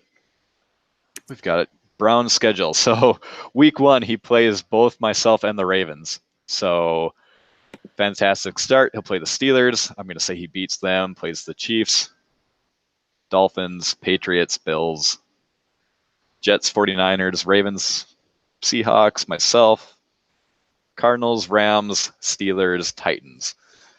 Now, I don't know all those teams, but yeah, I could see a middle of the road finish. If he can squeeze out 9-7, I mean, there's been weirder things that have happened to try to get into the playoffs. But I think that'd be rose-colored glasses if we're saying, yeah, you got a shot, man. Sorry, I'm doing the math right now. Yeah, I'm seeing him at 7-9. Just doing a quick go through. So yeah, again, that's as much as people think of my power rankings. Looking at the chat where Redskins is very upset that after having a 45-minute part of a podcast devoted to his team, telling me that I suck. So thank you. We appreciate that. We appreciate your appreciation of our effort. But that said, anything else you want to talk about the Browns on? Or should we move on to the Steelers? I think we should move on. All right. So the Steelers. Thank you, Steelers. You are actually the least difficult team for us to put this together for, because in terms of moves, I think you're the most compact. So just a quick overview of this team, and I will go ahead and pull it up now. Matt Ryan at quarterback on, holy shit, a $30 million contract? Ouch. Running backs, dude, Lynch retired. Cut him. But other than that, not much. Julio Jones, Paul Richardson, Sammy Watkins at receiver. Brayton Cook at tight end. Let's see. Tristan Hill and Benny Logan at the tackle. Jarrell Casey, Cam Hayward at the end. Octavius Mingo, KJ Wright, and Kyle Van Noy at linebacker. Corners are all right. Tankersley, Roby, and Young are good enough. Then Baker, Riley, and Joyner at safety. So, well, Riley on that contract is not a bad thing. And then nothing to speak of at taxi squad. So the running backs are a bit of a wasteland. I think his best scorer this year, and I'm not going to overstep in saying this, is looking like Kyle Juszczyk at the moment. But other positions are strong enough that he, will get contributions. But again, I don't think this is a playoff team. No. Nope. I think that's an easy agreement from my perspective. To be fair, he took over a fairly rough team. He made a very misguided move early on. What do you mean? we had a lapse in judgment when Jeremy sweet talked him into doing something he shouldn't. Yeah, there's a few bright spots on the team, but again, I don't think he's got any of his picks for 2020 coming up. He's got a 2020 round 4 pick in addition to his current roster. So yeah, I think we just hop into the trade history here, and we'll come back to his roster and see what we think. So, as it turns out, I think the Steelers may have taken over as part of the 2020 season because the trade we're talking about happened on November 29th of last year. So no, that didn't. That was when Jeremy accidentally forced the trade through because he was logged in as commissioner. Right. He just forced himself onto Louis, and then he had to walk it back a little bit because the trade that we're looking at, that was actually January 27th. Okay, got it. Thank you. I'm seeing this now, but I saw that I'm like, wait, what? Nope. Yep, I remember that fairly clearly. Yeah, well, good on you. So let's see. First trade is Curtis Riley for Austin Johnson. We covered that as part of the Browns. Yep. The deal, and I remember what I was doing because I was standing in Costco in the checkout line, and I think I had inquired on Leonard Fournette, but again, didn't expect it to go too much forward. Steelers give up Leonard Fournette for Carlos Hyde and Colts 2019 third, which I believe was a playoff team, so maybe in like the late 20s was that. So yep. A late 20s third and a backup running back for Leonard Fournette. I get the contract reason for doing it, but I think the Steelers afterward were kind of looking around saying, what? Yeah, this is just one of those where you're new to the league. You don't know what, the values are different in every league, and especially this one is a beast to get, yourself used to.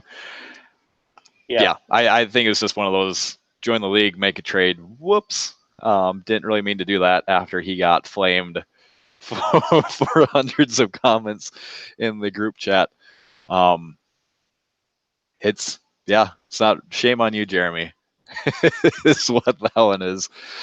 Well, honestly, I think maybe a transaction because Jeremy has slightly slid himself into the DMs properly to and once 12 o'clock starts, I will open a beer because it is Memorial Day weekend. And there we go.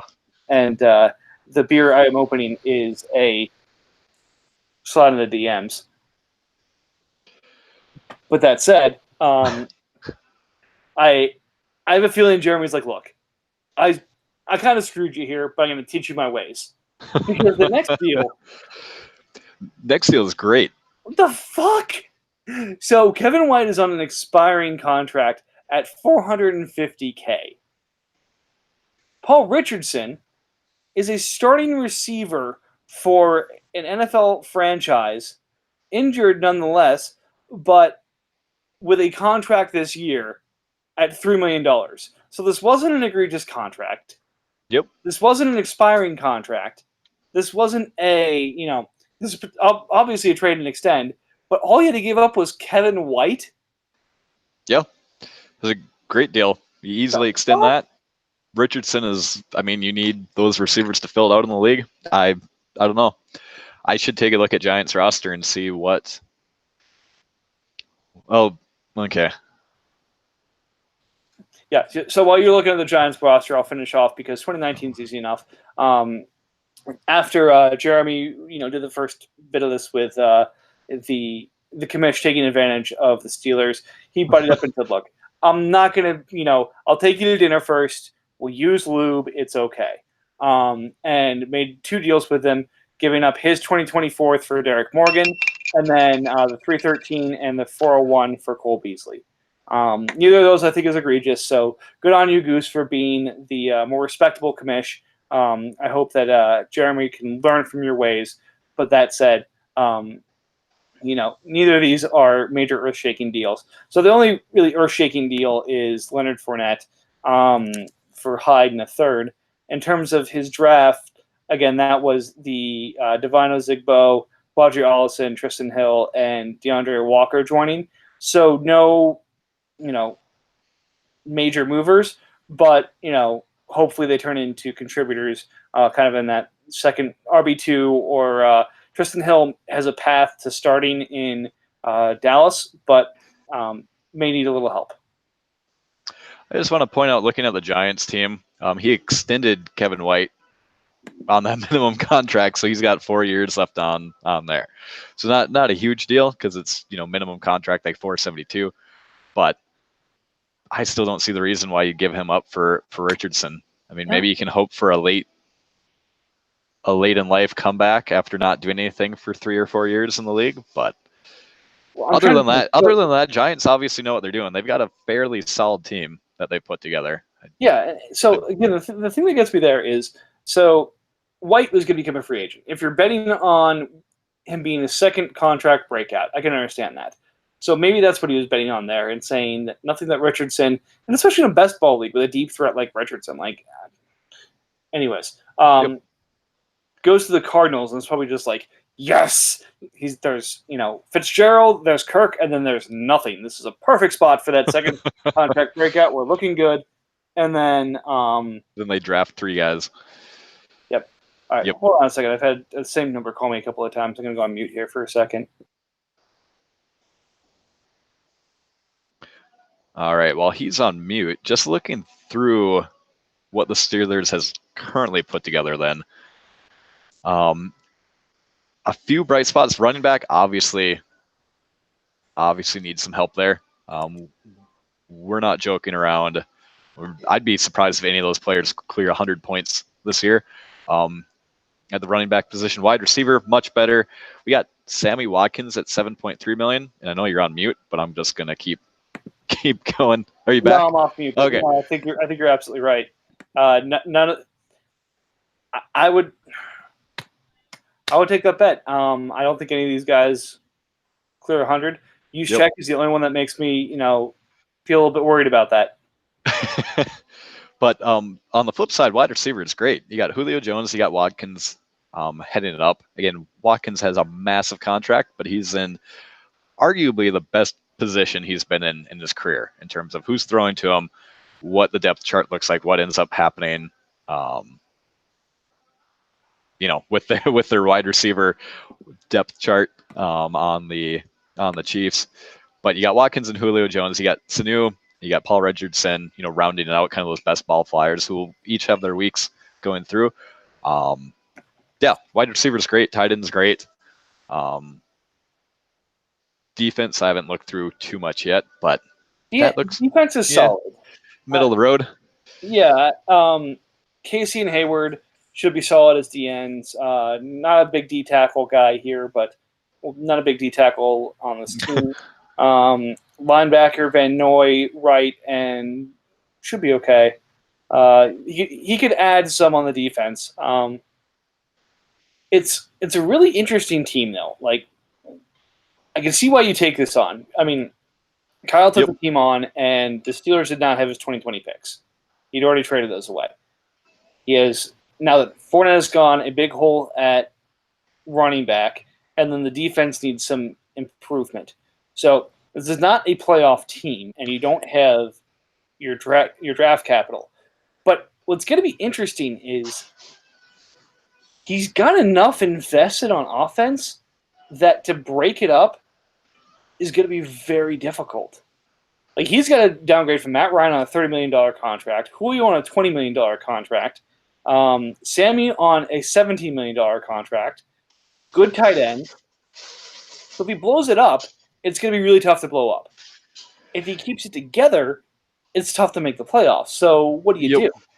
Well, we've hated on the Matt Ryan contract a bit, but to be fair, he was the third highest point scorer at the QB position. He averaged 24 points per game, 368 points on there.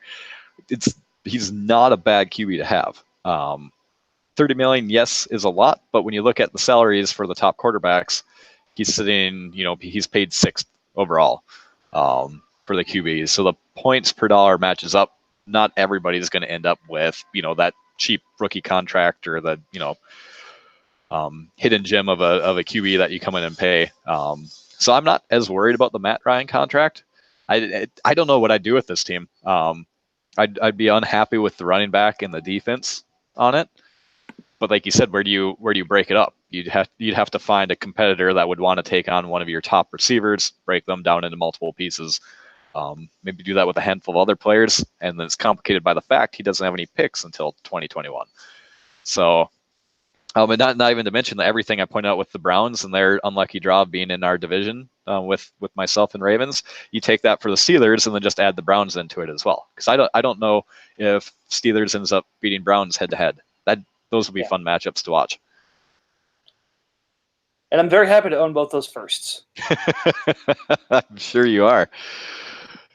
All right, let's move to the last but not least of the teams, the Atlanta Falcons. Another one of our big traders since he's come into the league. So let me pull up the team real fast here before we go any further. So the Falcons, and again, it's nice that they still have a banner at the top that shows the Falcons Stadium. So I think that's from the previous owner as well. So enjoy that. Quarterback situation, not super, but stable at the moment with Josh Rosen and Alex Smith. Triumvirate of young running backs with Geis, Jacobs, and David Montgomery. Deebo Samuel leading the receiving core. Never something you want to hear, but here you go. TJ Hawkinson at tight end. Jerry Tillery and Grady Jarrett at D tackle. Frank Clark, Derek Barnett at the end. Tremaine Edmonds and Shaq Thompson, as well as J.N. Brown at linebacker, a solid set of corners. And then safety, not a lot to speak of. So, and then about $30 million worth of cap room. So another team that is still building, but has pieces that could find himself getting that 5 or 6 win mark this year. Yeah, I actually love what Falcons have done with their team. And I know not all the orphans started over on equal footing for what they had and what they got to work with. But looking through his team, looking through his picks he has, which I'm sure we'll talk about later for what he owns for the upcoming years, I think Falcons are going to end up being a very, very strong team in a couple of years here, just based on all the assets they have, who they currently have on their team, their draft capital that they've acquired. But yeah, I'm a big fan of this roster. Right, they're putting together. As is not surprised, I think the Falcons have done the best job at the rebuild, and the trades that he's made has set his team up the best. Just a quick rundown of those deals. Back on kind of the Browns level, a number of deals. So he's given up in this year the 219, the 220, the 230, 303, 331, the Washington first next year, the Atlanta fifth next year, so his fifth next year, Allen Robinson, Corey Davis, Dean Lowry, Eric Berry, Jalen Reeves-Maybin, MJ Stewart, Shaq Lawson, and Sua Craven. So 2 big-name receivers and the Washington first, otherwise draft capital from this class, and kind of the 219 to early third turn, what he's received. The Seattle first, the Tennessee first in 2020, Atlanta and the Washington fourth in 2020, and the Arizona third in 2021, as well as the players and picks that became Dante Pettis and Deebo Samuel, Drew Tranquill, Frank Clark, Isaiah Crowell, Jayon Brown, Jonathan Cyprien, Quincy Enunwa, Shaq Thompson, TJ Hawkinson, Tyler Eifert, and Zach Vigil. Need a second here because I thought he had picked up Pettis in these deals. No, Pettis is on the Panthers team. Yeah. All right. I Yep. thought you had gotten Pettis in one of these, but I must have looked at the deal wrong.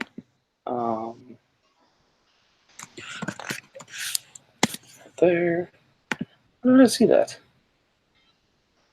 Okay, he gave up Pettis. That's right. I got the players on the wrong side of the deal. Fair enough. To get the Redskins first. Okay, so I just flipped that deal. All right. Hopefully that's the worst thing I do today.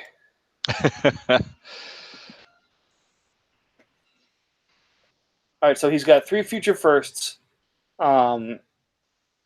basically for giving up Allen Robinson and Corey Davis. And as a owner who has tried trading Allen Robinson in the last couple of weeks, let me just go ahead and say that that's a good value play for his side on both those receivers. Yep. But that said, any thoughts on the whole of these before we start going through each of the specific deals? No, just overall, it's a solid looking. Like when you take them all in one large group, it's solid return off there, and I think that's part of why we both agreed he's done well rebuilding. It seems like somehow he's managed to mine some value out of each of the individual ones, so that when you look at it collectively, he looks like he made something out of nothing, which is impressive. Well, again, he had a good set of picks to start with. Yep. But that said, we'll go into the specific deals themselves. The first one here is, let's see, getting J.on. Brown a third for Dean Lowry and a third. Basically just looks like a fallback. Lowry had 26 tackles, 3 sacks at the end, so nothing major to speak of, and falls back from the Redskins, which would be, I think, the 303, to the Giants, which I think is like the 323 or something like that. So getting a productive pass rusher for falling back 20 picks, that's pretty solid. Yep. Then moves the Bears third for Shaq Thompson and the Seahawks fifth. I love that deal for him. I think Thompson, it's a steal. Thompson's getting the 150-plus point linebacker for Carolina going forward here. Yep. It's a great deal. There's no way around it. And once again, looking at who we get him from, it's Seahawks. So we made fun of Seahawks for that blockbuster, but it looks like he had been showing signs of to be taken advantage of earlier on in the year. But yeah, that's a great get at that linebacker. Both those linebacker deals are good moves there. Right. Then moving along, we've got Corey Davis and the 49ers 2019 second, which I think was in was the 219 for Tyler Eifert, and Tampa's first, which I think was 117. So the lower, profit on Davis versus what the Redskins get, right? But still usable. I think that's more reasonable based off of the league structure. But that said, fair value destroys me getting the round second for Jalen Maven and Eric Berry. Here I'm thinking we're going to get a productive safety, and then Kansas City cuts him. So fuck you very much, Andy Reid. Yep. Gives up Shaq Lawson for Zach Vigil, pretty even. Then gets Enunwa for a late second in this year's draft. I think that's reasonable considering how things have played out, but probably cheap at the time. So I like that. And then look, it's me again. I gave up 114 and 124 to him for Allen Robinson, based off of Robinson at under $10 million a year as a wide receiver 1 on a 5-year contract. I like that, but again, nobody else does. So maybe I'm just defending my own. Yeah, I haven't been an A-Rob fan ever since this 1 year where he broke out. So I've tried to keep him off my squads, and I don't know if it's been bad luck after that or a combination of injuries or scheme, but I don't know if he ever goes back to even sniffing a wide receiver 1 role. And this is what we might argue about or fight here because,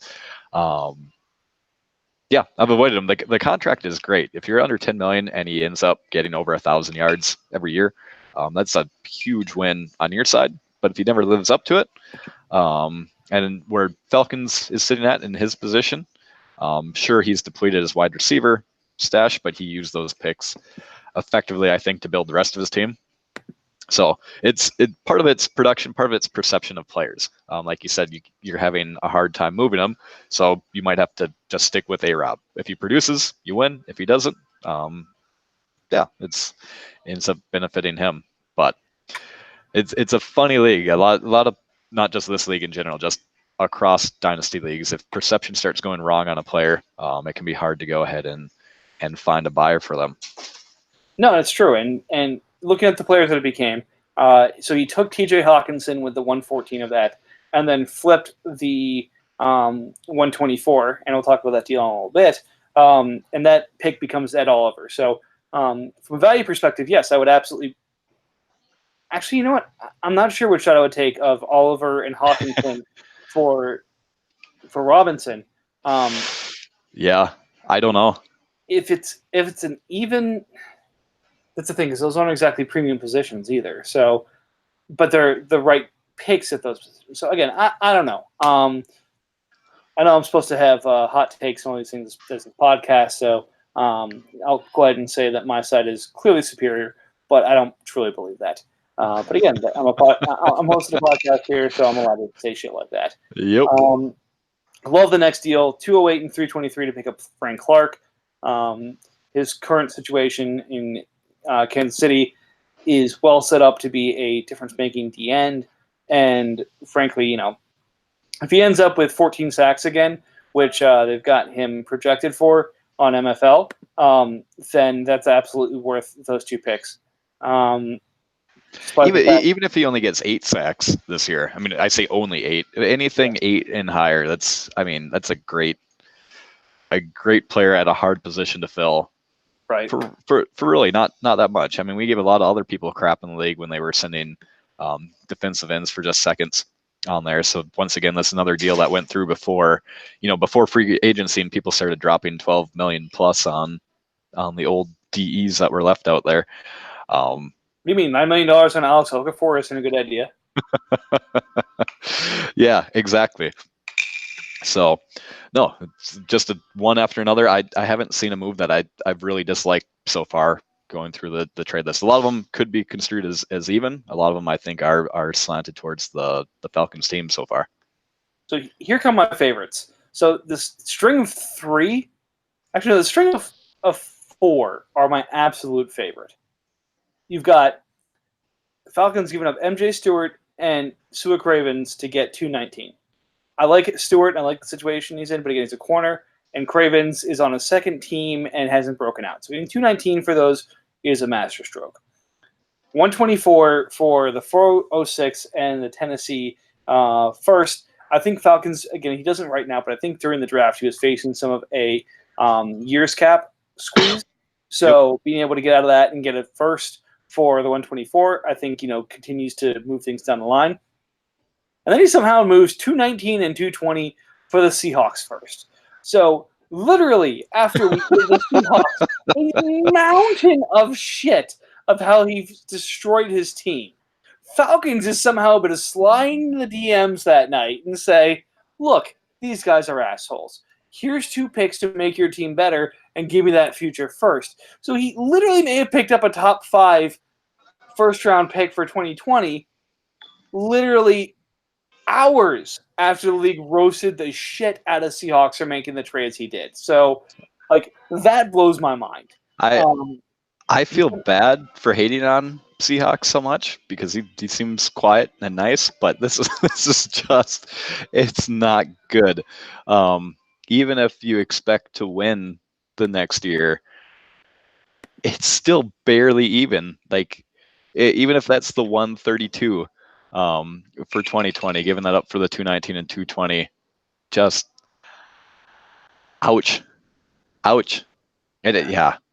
It's well done, Falcons. So, okay, then they go and get the Washington first, and at the path Washington was on at the time, made a lot of sense. Dante Pettis, who's, I'm not sure if he's the receiver 1 or 2 in San Francisco, but Showed some things last year. Chase Winovich, who was a third rounder for New England, but I'm not sure of where he was exactly taken in this draft. I think in the second. I'm not sure. So Pettis, who's been a darling. Winovich, who I think has been a second. And he was the fourth for the Washington 217 this year. So right, midway through the second. 217 and a fourth for what's in all likelihood looking like a top 8 pick next year. Yep. I would be shocked if it wasn't. Again, there's plenty of time to make moves between now and next year. I'm sorry, next year, the start of the season. But getting a top 8 pick for that doesn't suck. Yep. And then eats the Crowell and Cyprian contracts from Cardinals to move his 5th up to a Arizona 3rd. So I don't want to sound like I am on the Falcons' dick here, even though it does sound like that we are both on the Falcons' dick here. But it just I solid don't moves. anything I hate. In fact, I may need to put a trade embargo on the Falcons just to make sure I stop screwing up my team, making his better. Yep. It's solid.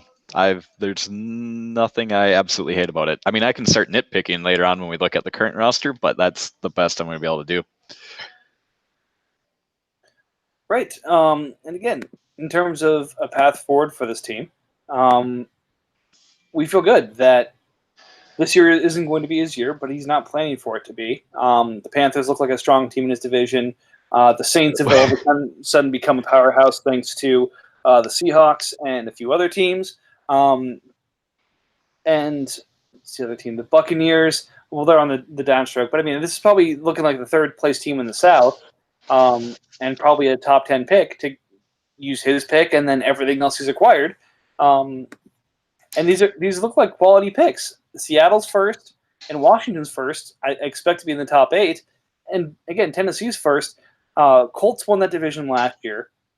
I think Tennessee made it in the playoffs, and I think that's a strong-looking team. But it's not – you're talking about a wild card team at this point, and like you said, at that point, you're fighting off against the rest of the divisions. The West isn't as strong, the East isn't as strong, so it would be between basically the North and the South for who gets the wild cards, in my opinion.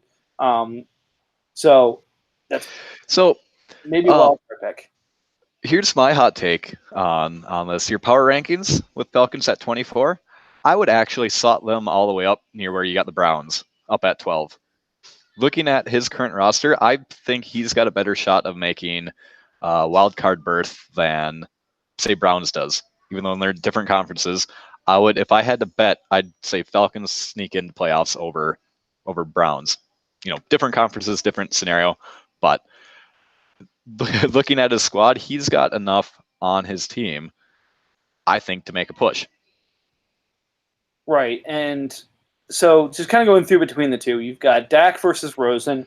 I think I'd go Dak there, especially with Rosen potentially either not starting or getting Wally pipped at some point by Ryan Fitzpatrick. Yep. I would take Gordon in terms of his guaranteed stats over I wouldn't say – I'd say that's probably equal. I wouldn't say that – or maybe a slight advantage towards the Falcons, but it's not, earth-shattering. Okay. Far superior to the – let me finish the offense. And all right, fine. The receivers are Browns, and the tight end maybe a little bit towards the Falcons. But, again, the advantage that I give towards the Browns on offense are really Browns. The advantage towards the Falcons are slight, in my opinion. I'm going to disagree on that. Looking at the offense, we got something that we're not in sync on. Thank God. Yeah, there we go. So Josh Rosen, not ideal at the QB location, but I think he's going to put enough forth, to cover whatever weeks he does start on there. The running backs having Geis, Jacobs, and Montgomery. All starting for best ball. I mean, one of the knocks against rookies are they're not consistent. Well, you don't have to be consistent when you have 3 of them, and they all look like they're set up to be the goal line work at the very minimum on each of their teams. Jacobs looks like he's going to be the full-time back for Oakland going forward. Geis, if he can ever get over his knee, he's set up for success with that rookie QB, the improved O-line, and Washington. And then Montgomery, needless to say, I'm not the biggest fan of him, but for where he picked him, fits the team great. So with those three at running back, I think he's going to have consistent points every week out of those three, or at least some combination of those three. And I think he's got enough at wide receiver to squeak by there as well. Between Deebo Samuel, and then it drops off a little bit, but Chris Moore, Quincy Enunwa, in best ball, sure, they can get you enough points to fill the needed starting lineups. And then it seems like everyone's forgot that at the tight end spot, he's still got Walker sitting there from Titans. Nobody's mentioned him. I know he's recovering. But if you got a vet like Walker to go along with Hawkinson, that to me is a solid offense in a 32-team league. And then when we look at defense, I think his defense blows, Browns out of the water when we start comparing those. So that's where I'm coming at with my viewpoint. Right. So again, the lack of consistency, I can understand what you're saying there. So what we're talking about here is Geis, Jacobs, and Monty. So, say two. What would you expect on a weekly basis from, say, two of them? 15 points? Yeah. I'd say, yeah. What are you expecting from Gordon on a weekly basis in this league? 20, 25? Yeah, I'd say 20 to 25 is a safe bet there. I don't expect 15 total out of those, those combinations of each. three. I'm saying each. So okay. Yep. Two of the backs give you 15 points. Gordon gives you 20. So it's plus 10 in favor of the Falcons. I think the difference between Dak and Rosen covers that. So I think call those even. All right. Reasonable? Yeah, sure. We'll say reasonable there. Okay. Receivers. Thomas, Williams, and Fuller. I think you're probably looking at an average of 60 points from those three. Yep. He's going to crush. Yeah, they'll crush it at the wide receiver spot. Deebo and Enunwa.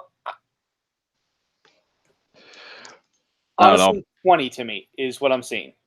Yeah, if he can, so minimum's like 2 receiver start, right, for the league? Yeah. So if he could get the 20 to 30 range out of 2 receivers, I'd be happy with that as having his team. Yep. And then a difference of Walker and Hawkinson, which again, having both of them is going to be helpful, versus Goddard. I think Goddard is going to give him, he's going to get 6 touchdowns this year, I think. So that being said, he's going to get 6 starting weeks out of a tight end position and backup numbers out of the others, unless you add somebody. So call it, 8 a game for Goddard, and then call it, 15 a game for the Falcons with Walker and Hawkinson. Is that reasonable? Yeah, I'd say Hawk will probably match Goddard for production, just because his playing time is not going to be impeded like Goddard's is on the Eagles. Yep. And then whatever you get from Walker is a bonus on top of it. So basically we're saying the difference between these two offenses is about 30 points. Yeah. Yep. I'd say that's fair. All right. So again, we'll get the defense here, but on offense, I think we're both agreeing it is pro Browns. So not as much of a disagreement as we thought. I'm sorry, everybody. We'll start hating on each other a little bit more. Falcons defense, I agree, is far superior. Jarrett at D tackle, Clark and Barnett at D end, Edmonds, Thompson, and Brown at linebacker. I'm sorry, I'll go the side by side here. So Jarrett, Bryan, and Tillery versus Johnson.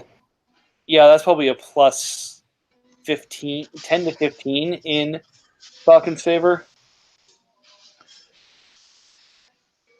Again, with Sweat going to linebacker, probably a plus 10 to 15 at the end.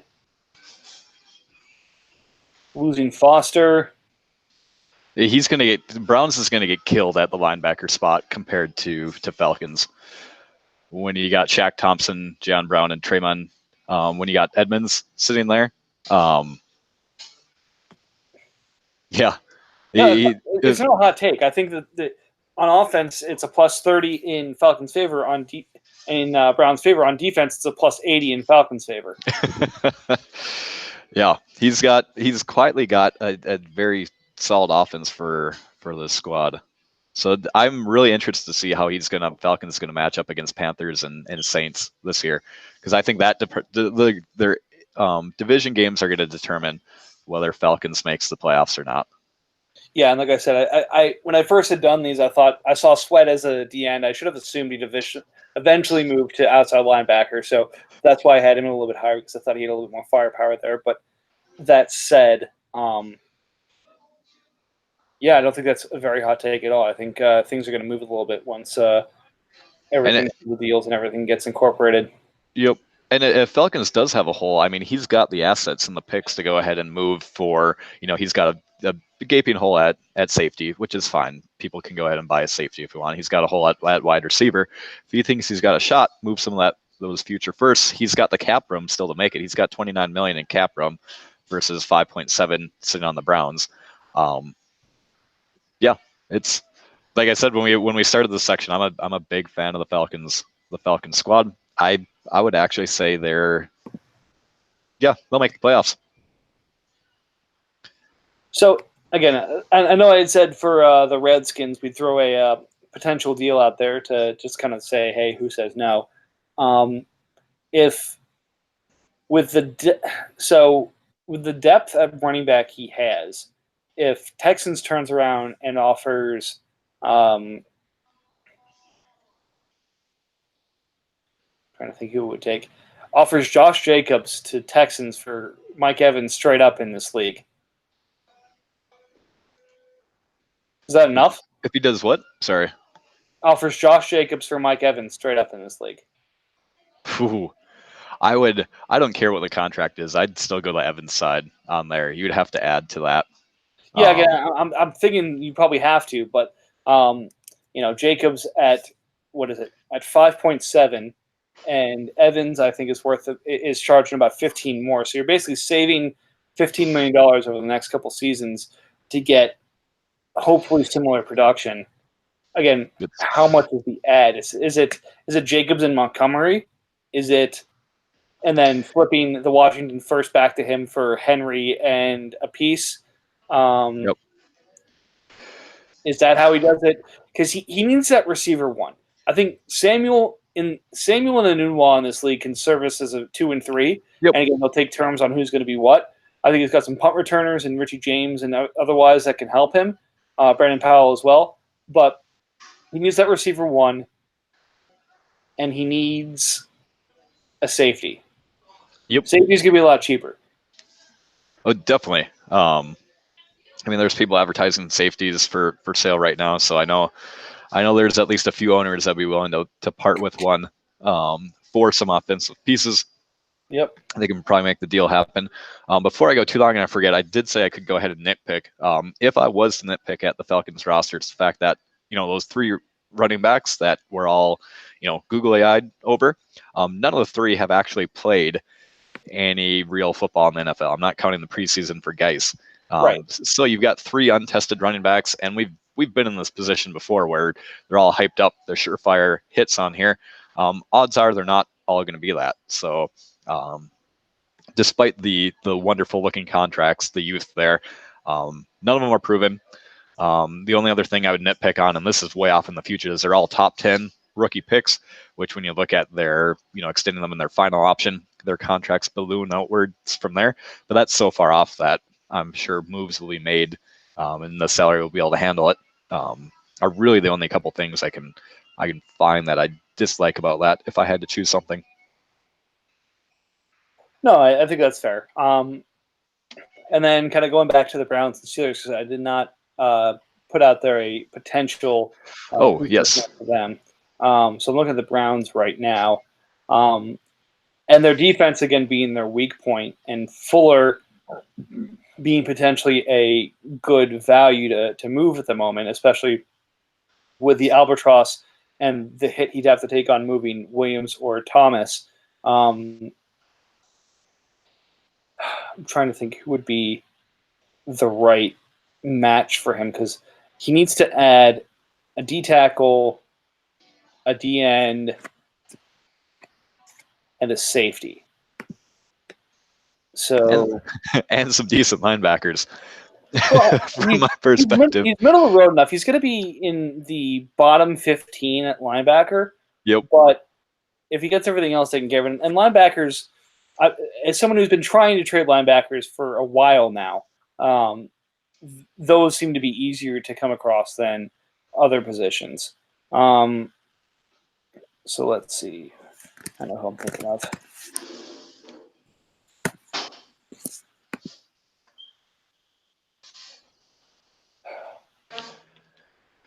All right. So I do recognize this will likely never happen. But for shits and giggles, NFC East, if the Browns go to the Giants and say, I'll give you Will Fuller as well as my 2021 second round pick for DeForest Buckner, Josh Allen, and Justin Simmons.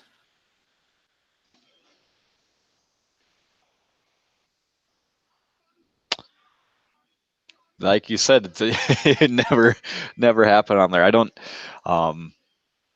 Yeah, because again, it's the Giants would have to lose too much from that deal. Because again, Buckner's it's kind of like catcher in fantasy baseball. Like having a D tackle that can put up 260 points is a major advantage. Yep. No, yeah, I don't know. If you look smaller, yeah, I don't even know if he'd want to move. Like Reuben Foster just went to IR. I think he just has to hang on to him throughout IR for next year because he's still going to be building for the next couple of years. I don't know who I'd move on that team. I'm just trying to see if there's a team that makes some sense. Are the Rams really a competitor? I mean, if you want to go ahead and go crazy, you can go ahead and say, all right, Melvin Gordon's currently in his prime. He's got a decent contract. Go ahead and move him for one or multiple of those younger rookie running backs. Go ahead and make a deal between Browns and Falcons. Say take one of the unproven running backs, whatever other pieces are required. Send those over. We'll send you Melvin Gordon. On that, you go ahead and do your playoff push. I'll take the other young running back that's hopefully a stud in the future, plus some draft capital on there. I mean, you could go ahead and do it that way. Yeah, I think any move for the Browns, if he was to move a player, he'd want to get a player and draft pieces back. Just having none right now. But yeah, one of his options is just go ahead and sit pat. Although I know that's not that part of this podcast. We want to go ahead and make some crazy move. Yeah, no, exactly, and that's kind of the idea here. Is we're gonna keep these takes hot, or else no one's gonna watch. Our 20 viewers might actually tune in somewhere else instead of watching this podcast. All right, and then the Steelers, again, shockingly, running back looks to be the challenge here, but I don't think that's going to be something that gets fixed immediately. You know what? I'm going to go crazy here. Let me just make sure I can make the numbers work on this. Yeah, I'll do the numbers later. All right, 1 second. Give me 1 second, and I will confirm. The numbers don't work, but there's got to be a way to make this happen. We'll just say it anyway. We can make the numbers work. All right. Well, you know what? I'm actually making the deal. It won't happen because so if the Patriots, who we have as the second worst team right now, the Steelers need to rebuild. If there were a deal to be made around Matt Ryan and Julio Jones for the Patriots first, Chris Godwin, and defensive pieces.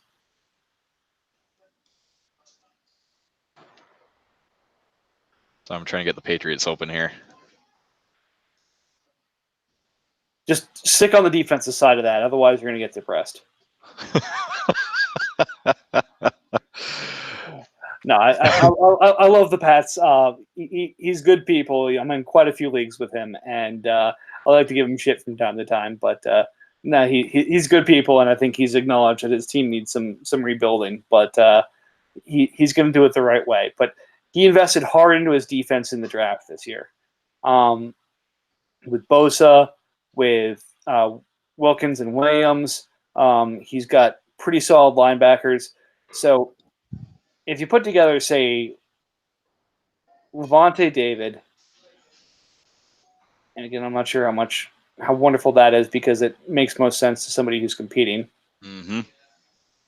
Or say you do Christian Wilkins, Quinnen Williams, Tyrod Taylor, Chris Godwin, and you have to take back Keanu Neal with his first to get Matt Ryan and Julio Jones.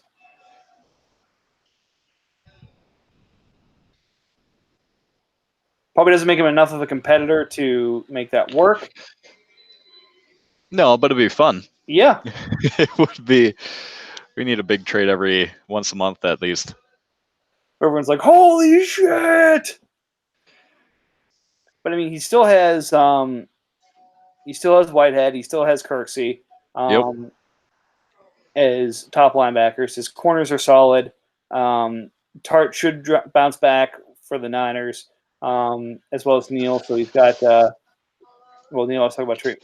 He's good enough at safety, and has average D tackle play, and would actually get an infusion of offense on the offense with Njoku. So maybe it makes him move out of the top 10 to the middle of the pack, but maybe not there all the way. All right, shit, I don't know. Sorry, Steelers, you're screwed. We can't figure out something to help you. Just enjoy the conversation and wait for 2021. Well, the ideal situation for him is to move Ryan and Julio together as a stack to someone who needs it. That's a lot of salary being moved, though. That's $50 million in 2 players. Right. That's tough to take on. Where are these guys?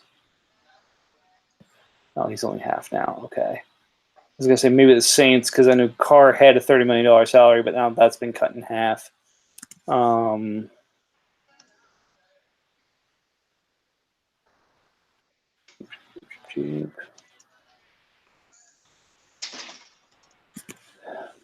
last look, and then it's a good piece you could send back. All right. Well, we'll try this one. What about the Lions? Which, again, would completely suck for me because I already have Jeremy's team and Goose in my division. So I'd really love to see the Lions go all in as well and completely fuck up any chance I have at 2019. But if he's able to put something together with Jameis Winston going back. Yep. And probably not Juju because he's going to want Julio to work with Juju to get him there. So maybe Jameis, Andy Isabella, and Vic Beasley. Well, yeah, you don't almost have to put like Frank Gore in there to make the contracts balance out as well. And like if the Lions still have their first, they're 2021st. Yep. Yeah, I think if Steelers does any move, it's going to have to be a big one because he's got a few very top-heavy, expensive pieces, and then he's got a bunch of nothing. So there's no kind of middle ground trade. It's big or nothing with him. Yeah, and that would be a lot of fun. So it would be a lot of fun. So hey, Dawkins, step into my office. Let's see if we can make something big happen to make the league lose their shit because that's the fun time to be in this league. All right. So that covers the 4 we're going to talk about, and did it in about 2 hours. So luckily we're going to be over the 2 hour mark, which means it's going to be fun to convert. But any last thoughts before we close things down? No, I think we talked plenty. It was fun. I hadn't actually gone through all the individual trades up to this point. So got some hope with a couple of the teams. The other couple need some work yet, but as long as they're active, I think that's half the battle.